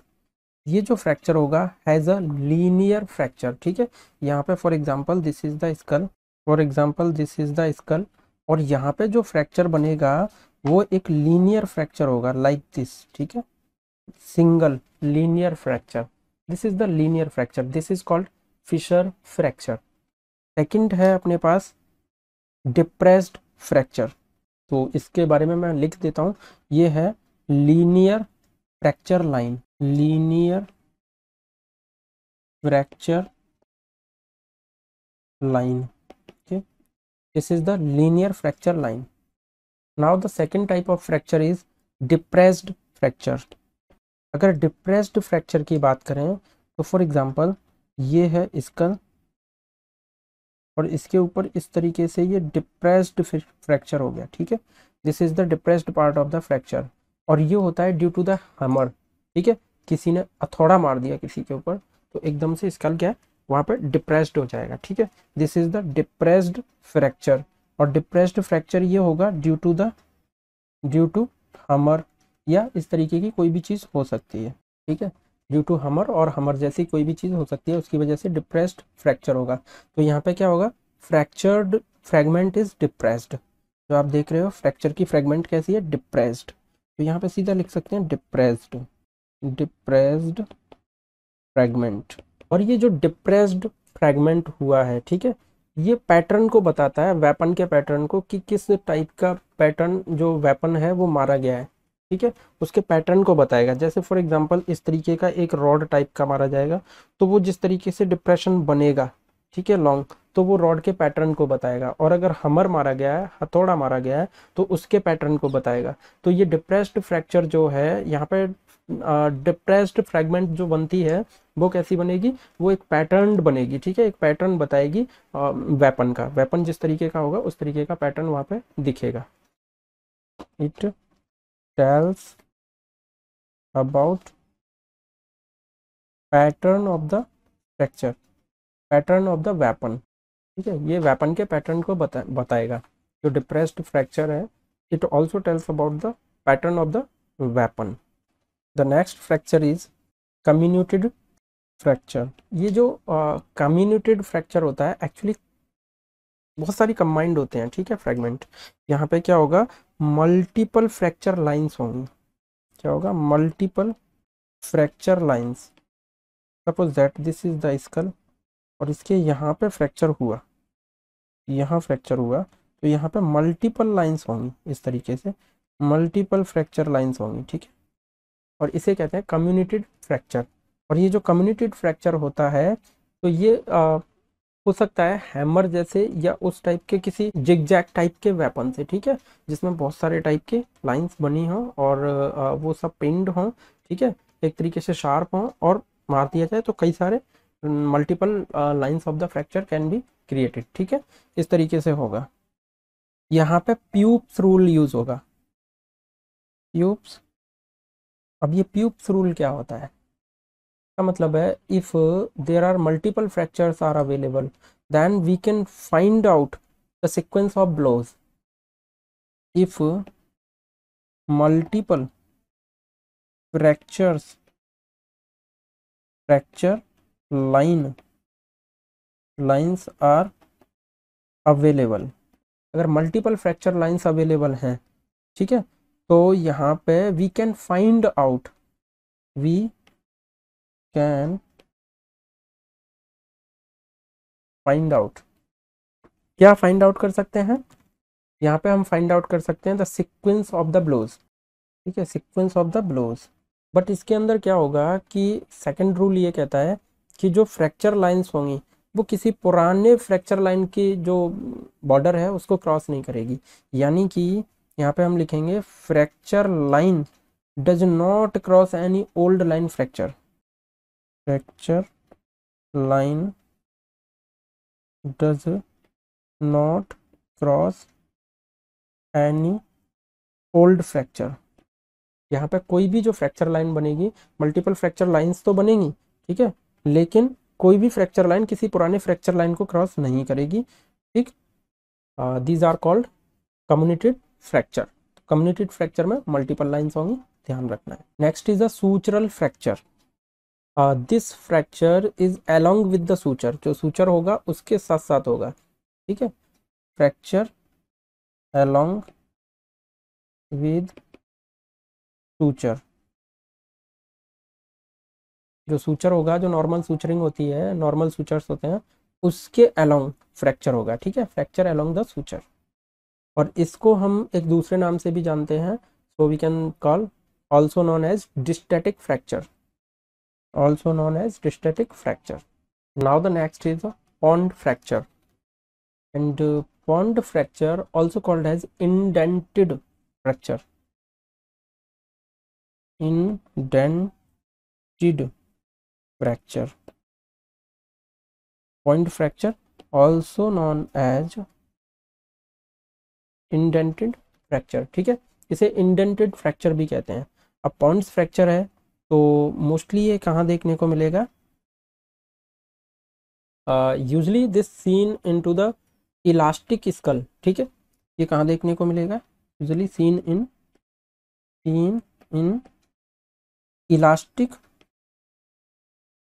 Bone, ठीक है, या इलास्टिक स्कल के अंदर देखने को मिलेगा।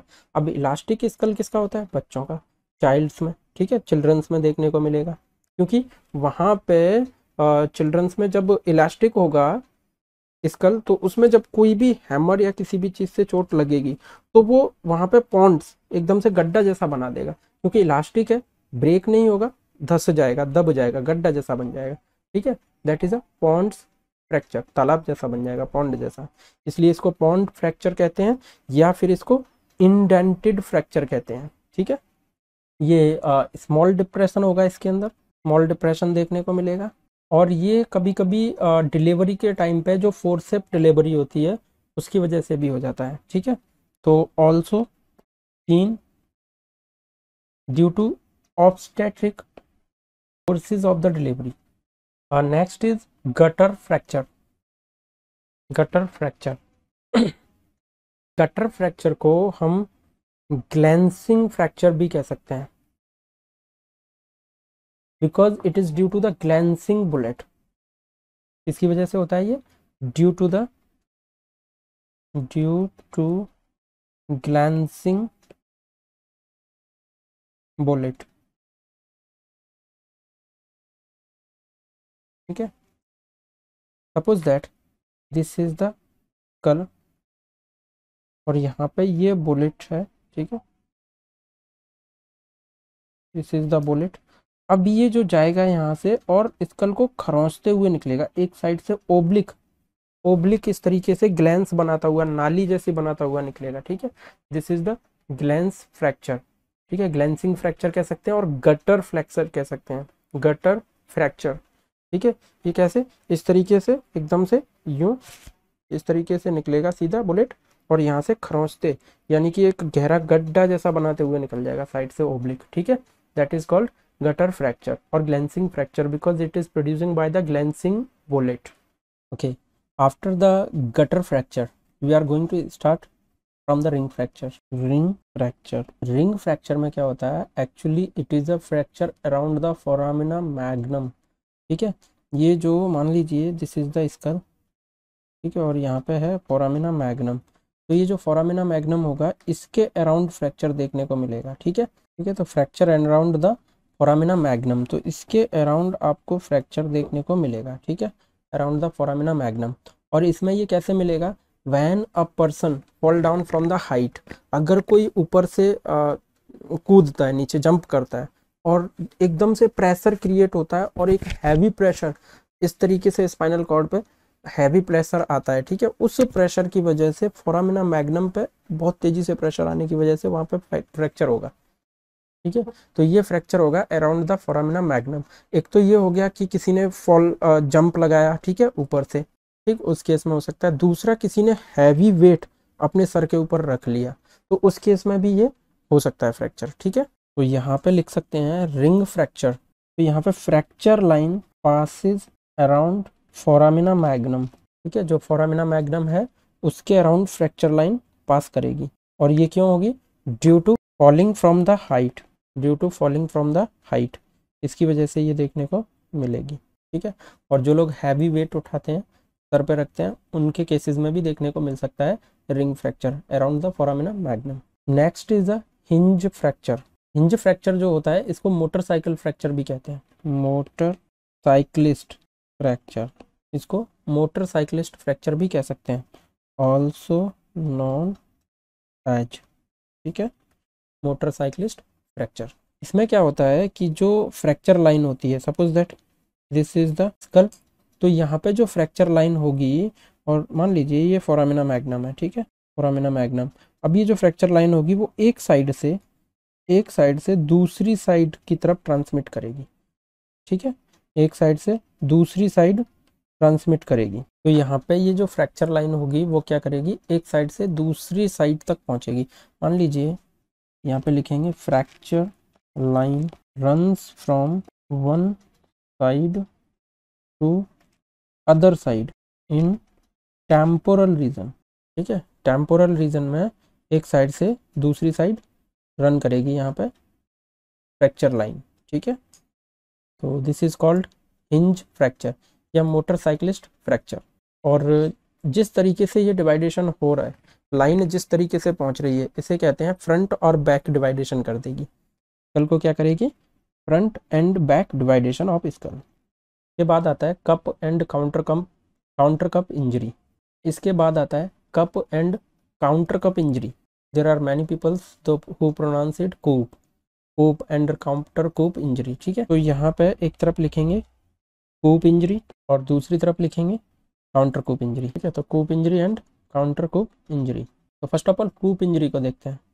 तो ये क्या होता है, तो ये जो इंजरी होगी ये प्रेजेंट होगी at the site of impact, यानी कि जिस साइट पे चोट लगेगी, इम्पैक्ट होगा, उसी साइट पे प्रेजेंट होगी। तो coup injury is the present at site of impact, side of impact. ठीक है, ये प्रेजेंट होगी at the site of impact. अब काउंटर कूप इंजरी को देखते हैं।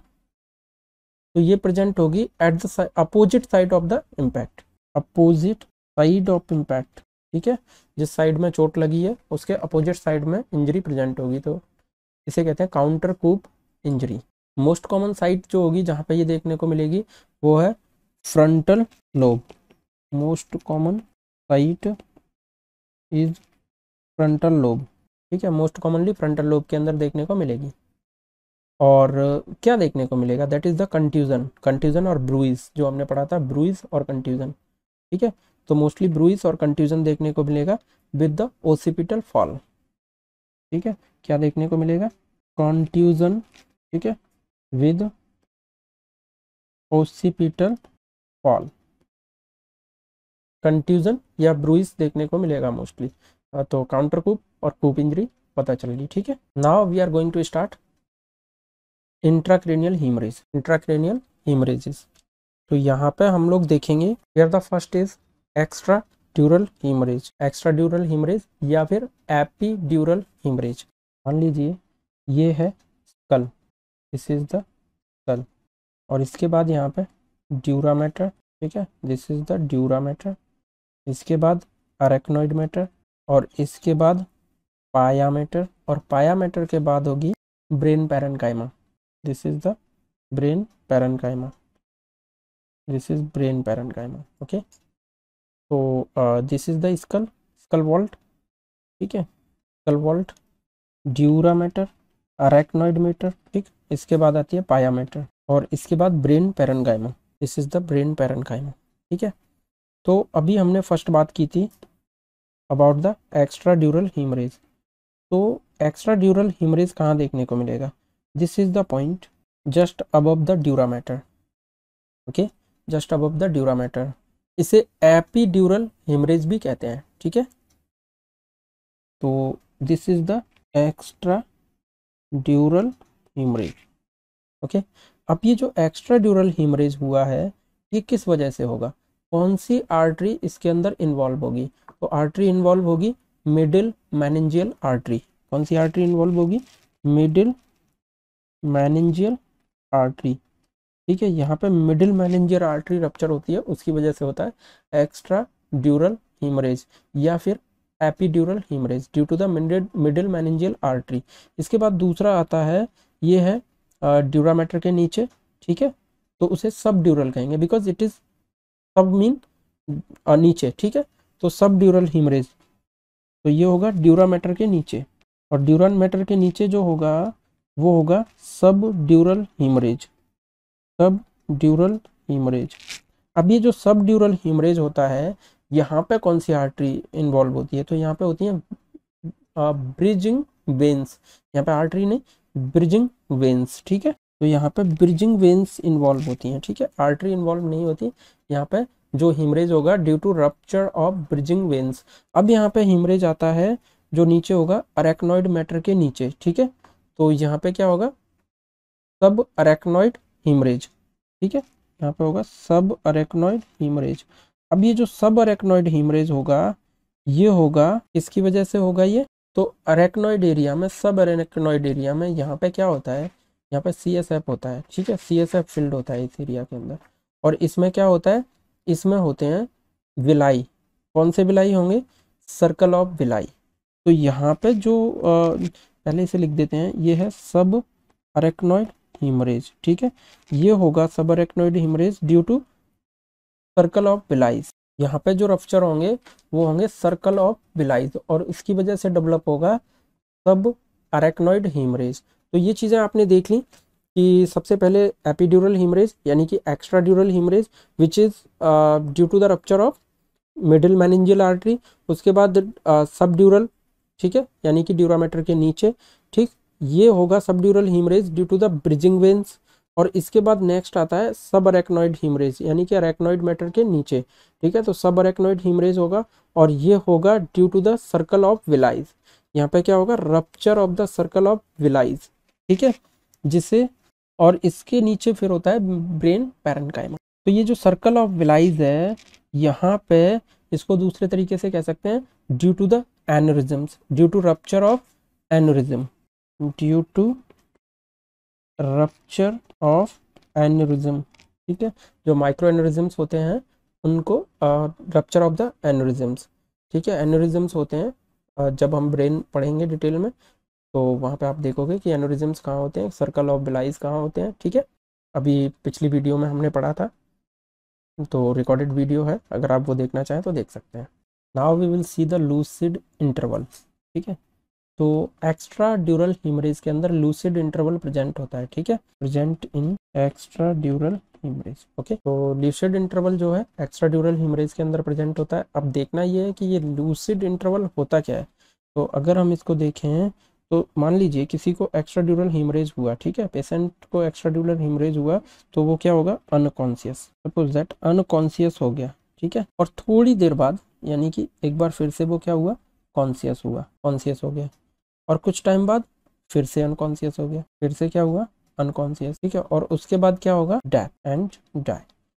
देखिए एक्स्ट्रा ड्यूरल हीमरेज हुआ, पेशेंट उसकी वजह से अनकॉन्शियस हो गया, और फिर से कॉन्शियस हुआ, और फिर अनकॉन्शियस हुआ एंड डाई। तो this is the period of consciousness. इसके बीच में थोड़े टाइम के लिए जो कॉन्शियस हुआ था, this is the period of consciousness, ठीक है। ये जो कॉन्शियसनेस का पीरियड है, इस टाइम में जो कॉन्शियस हुआ इसी को हम कहते हैं लूसिड इंटरवल, ठीक है, this is the lucid interval.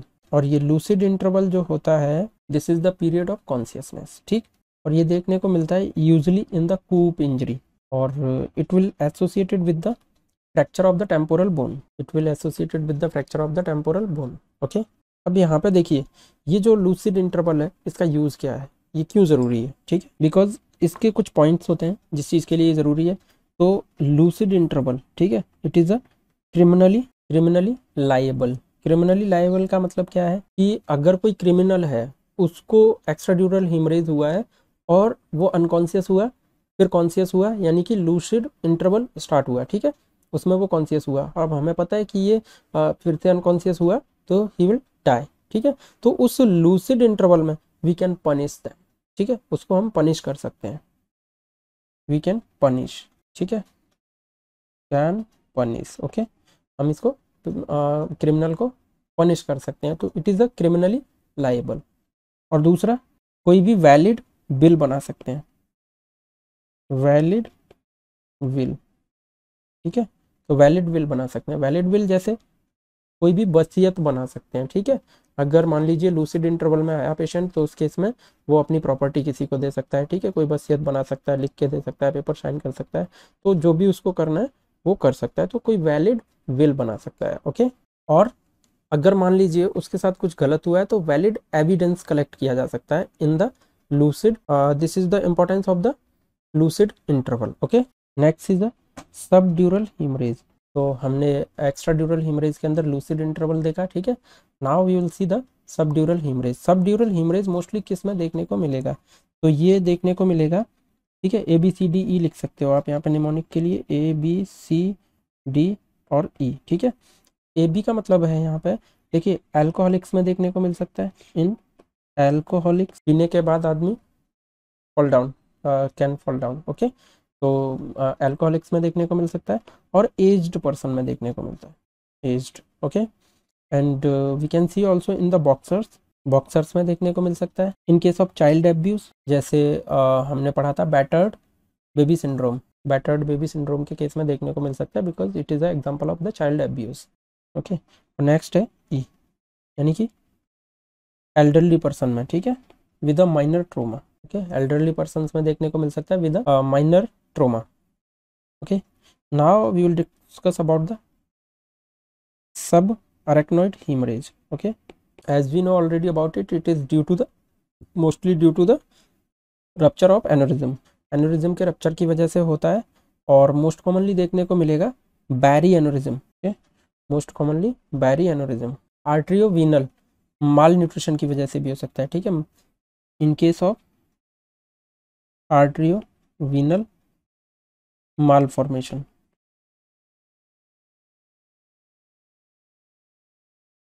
Okay, और इन ट्रोमा ऑल्सो. ठीक है, अगर मान लो आर्टीरियल और वेन्यूल ट्रोमा होता है, in that case you can see also subarachnoid hemorrhage. Now the next topic is thermal injuries. Thermal injuries,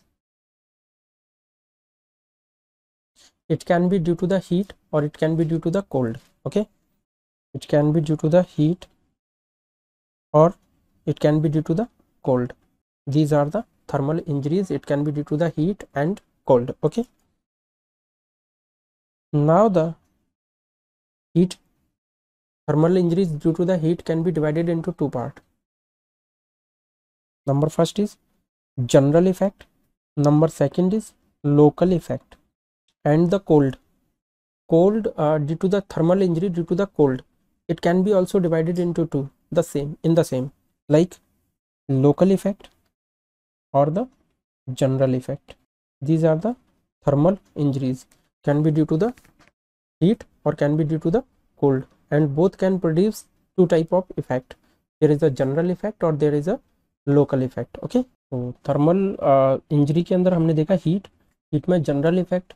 general effect में हीट स्ट्रोक आता है, हीट क्रैम्प्स होते हैं और हीट सिंकोप होता है. These are the general effect by the heat.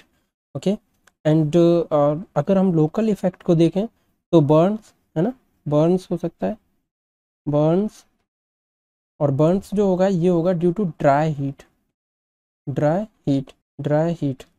और Burns के अलावा देखने को मिल सकता है स्काल्ड तो होगा, ये होगा ड्यू टू मॉइस्ट हीट के द्वारा. ठीक है, मॉइस्ट हीट से होगा. और इसके अलावा सिंकोप जो होता है सीधा हीट. ठीक है, डायरेक्ट हीट मिलेगा, यानी कि हमें ये दो चीज़ें मिल सकती हैं, बर्न्स मिल सकता है. लोकल इफेक्ट की बात करें तो burn due to the dry heat और स्काल्ड देखने को मिल सकता है due to the moist heat. ठीक है, अब हम कोल्ड की तरफ चलते हैं. और कोल्ड में अगर देखेंगे तो कोल्ड के अंदर सबसे पहले देखते हैं लोकल इफेक्ट. ठीक है, लोकल इफेक्ट आता है कोल्ड के अंदर frost bite due to the dry cold. Cold के अंदर अगर देखेंगे तो फ्रॉस्ट बाइट ये होता है due to the dry cold. Frost bite जो होगा ये होगा due to the dry cold. और इसके अलावा देख सकते हैं ट्रेंच फुट जो दिखेगा ये वेट कोल्ड की वजह से दिखेगा, due to wet cold. Okay, due to wet cold. Now we can see general effect. तो अगर कोल्ड की वजह से जनरल इफेक्ट देखेंगे तो हाइपोथर्मिया देखने को मिलेगा, ओनली हाइपोथर्मिया. जनरल इफेक्ट में ओनली हाइपोथर्मिया देखने को मिलेगा. और हाइपोथर्मिया कब कहेंगे हम, बॉडी टेम्परेचर जब लेस देन 35 डिग्री सेल्सिग्रेड जाएगा तब हाइपोथर्मिया कहते हैं. हाइपोथर्मिया कहते हैं बॉडी टेम्परेचर कितना होना चाहिए, लेस देन 35 डिग्री सेल्सिग्रेड. ठीक है, इतना होना चाहिए तब हम कहेंगे हाइपोथर्मिया. ओके, तो दीज आर द जनरल और the local effect of the heat and the cold injury. Okay, so you can see the general effect, heat stroke, heat cramps, heat syncope, and the local effect of the heat, that is the burns, okay, due to the dry heat, or the scald due to the moist heat. उसके अलावा आ सकता है cold के द्वारा. ठीक है, general effect और local effect. So first of all we will see the local effect due to the cold. So यहाँ पे होगा फ्रॉस्ट बाइट ड्राई कोल्ड की वजह से, और ट्रेंच फुट, ये होगा ट्रेंच फुट जो होगा this is the trench foot जो होगा it is due to the wet cold. और इसके अलावा अगर हम कोल्ड के जनरल इफेक्ट को देखेंगे, सिस्टमिक इफेक्ट को देखेंगे, this is only the hypothermia. और हाइपोथर्मिया कब कहेंगे, जब body temperature should be less than 35 degree centigrade. Okay, मान लीजिए हाइपोथर्मिया हो गया, तो in that case severe hypothermia कब कहेंगे? This is the hypothermia, but when we can say the severe hypothermia, because hypothermia hypothermia ये होगा less than 35, temperature less than 35 degree centigrade पे, ठीक है, ये हो गया हाइपोथर्मिया। अब अगर हम सीवियर हाइपोथर्मिया की बात करें तो ये कब होगा? Severe, okay, severe hypothermia. तो सीवियर हाइपोथर्मिया जो होगा ये paradoxical undressing scene, okay, paradoxical undressing scene. यहाँ पे क्या होता है, पर्सन को क्या होगा? मेंटल कंफ्यूजन होगा and there is a failure of vasoconstriction. यहाँ पे क्या होगा इस केस में, जब सीवियर हाइपोथर्मिया हो जाएगा तो एक तो पैराडॉक्सिकल अनड्रेसिंग सीन देखने को मिलेगा, उसके अलावा क्या होगा? Mental confusion, mental confusion, okay, mental confusion देखने को मिलेगा, और failure of the vasoconstriction, failure of vasoconstriction, because vasodilation होता है टू कंट्रोल द हाइपोथर्मिया, ठीक है, ब्लड सर्कुलेशन एक बढ़ जाएगा, ठीक है, क्यों बढ़ेगा? हाइपोथर्मिया को कंट्रोल करने के लिए, जैसे किसी पर्टिकुलर एरिया को ज़्यादा ठंडा कर दिया जाए तो वहाँ पे क्या होता है, जैसे अपन कोल्ड फर्मेंटेशन देते हैं, इन दैट केस देखोगे आप वो पर्टिकुलर एरिया जो होता है वो रेड हो जाता है। रेड क्यों हो जाता है? क्योंकि उस पर्टिकुलर एरिया में क्या होता है, वेजो डायलेशन हो जाता है, जिसकी वजह से ब्लड सर्कुलेशन बढ़ जाता है। तो जो ब्लड सर्कुलेशन है वहाँ पे वो उसको वार्म करने की कोशिश करेगा उस पर्टिकुलर एरिया को जहाँ पे कोल्ड एरिया है ना। अब हाइपोथर्मिया हो गया इन होल बॉडी, तो सिस्टमिक हाइपोथर्मिया हुआ है, तो इस केस में क्या होगा? वेजो डायलेशन होगा, ठीक है, failure of the vasoconstriction, okay. और यहाँ पे जो कंप्लीट ब्लड है, all blood suddenly rush to the skin, all blood sudden rush to skin, okay. और इस वजह से जब सडनली ब्लड पूरा स्किन के लिए चला जाता है ना, इस वजह से पेशेंट क्या करने लगता है? अचानक से हीट फील करने लगता है और वो अपने सारे क्लोथ्स खोल देता है, ठीक है। तो the person feels hot and remove hot and remove all the clothes, okay. इस वजह से पर्सन क्या करेगा? सारे ही क्लोथ्स को रिमूव कर देगा। और अभी हमने बात किया फ्रॉस्ट बाइट देखने को मिलता है ड्राई कोल्ड में, और ट्रेंच फुट देखने को मिलता है वेट कोल्ड के अंदर, ठीक है, मॉइस्ट कोल्ड के अंदर, we can say moist cold. अब ये जो मॉइस्ट कोल्ड होगा तो ये किसके द्वारा होगा? Caused by the prolonged immersion foot under the water. बहुत सारे टाइम क्या होता है प्रोलॉन्ग, कब लंबे समय तक अपने जो पैर हैं वो पानी में रहते हैं, लंबे समय तक हमें पानी में घूमना होता है, तो उस केस में क्या होता है? देखने को मिलेगा ट्रेंच फुट, ठीक है, इमर्सन फुट, ट्रेंच फुट कह सकते हैं या इमर्सन फुट कह सकते हैं, because immersion of the foot under the water for the long time, okay. तो here we can T write frostbite, frostbite, okay. ये क्यों होगा? Seen in the dry cold, seen in dry cold, okay, dry cold की वजह से देखने को मिलेगा। और trench foot, trench foot, trench foot को ऑलरेडी क्या कहते हैं, और दूसरा क्या बोलते हैं? Immersion foot, immersion foot, immersion foot क्यों कहते हैं?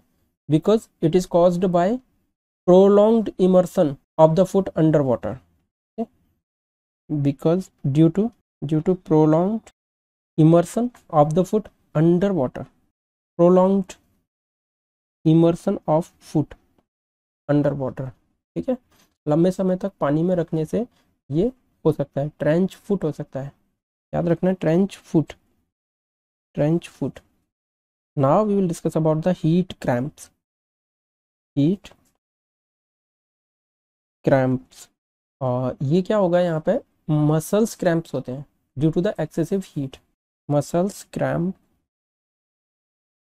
Due to excessive heat, due to excessive heat, heat syncope, heat syncope क्या होता है? Hypotension due to the excessive sweating, okay, it's a hypotension due to excessive sweating, बहुत ज़्यादा sweating होने की वजह से हाइपोटेंशन होता है, that is called heat syncope. Now the heat stroke, here the core body temperature more than 41 centigrade, okay, this is the heat stroke। अब जब हीट स्ट्रोक होगा, ये सारी चीज़ें जो होंगी ड्यू टू द हीट, क्या देखने को मिलेगा, CNS मैनिफेस्टेशंस देखने को मिलेंगी। CNS मैनिफेस्टेशंस क्या देखने को मिलेगा, अल्टर्ड सेंसोरियम और डिलीरियम, ये देखने को मिलेंगे, ठीक है। अल्टर्ड सेंसोरियम और डिलीरियम देखने को मिल सकता है due to the heat stroke. These are the CNS manifestations और सम फेटल कंडीशंस ऑल्सो, ये क्या है, फेटल कंडीशंस है, ठीक। और पोस्टमार्टम कैलोरिसिटी देखने को मिलेगी, पोस्टमार्टम कैलोरिसिटी ऑल्सो। और पोस्टमार्टम कैलोरिसिटी होती है, इसके अंदर क्या होता है कि जो बॉडी का टेम्परेचर है वो आफ्टर डेथ भी हायर मिलेगा, रेज मिलेगा, ठीक है। मोस्टली बॉडी टेम्परेचर क्या होता है 15 से 20 मिनट के बाद, और maybe in after half an hour क्या होगा, टेम्परेचर डाउन हो जाएगा, but in that case, in this case कैलोरिसिटी क्या होगा कि बॉडी टेम्परेचर रेज्ड देखने को मिलेगा, ठीक है। Now the topic is Burns. तो ये जो बर्न्स है इसको हम क्लासीफाइड कर सकते हैं दो तरीके से, स्पेसिफिक बर्न्स और नॉन स्पेसिफिक बर्न्स, ठीक है। It can be classified as a two type, specific और नॉन स्पेसिफिक। तो बिफोर दैट हमने एक चीज़ देखी थी, scald. Scald it is due to the moist heat, और बर्न्स की अगर हम बात करें तो ये बर्न्स होता है due to the dry heat, okay. Burns जो होगा वो देखने को मिलेगा due to the dry heat. अब हम यहाँ पे देखेंगे postmortem hypostasis and rigor mortis can not be assist, ठीक है। पोस्टमार्टम हाइपर स्टेसिस देखने को मिलेगी, और जो रेगर मोर्टिस की बात करें तो it can not be assist due to the burns, in case of burns, okay.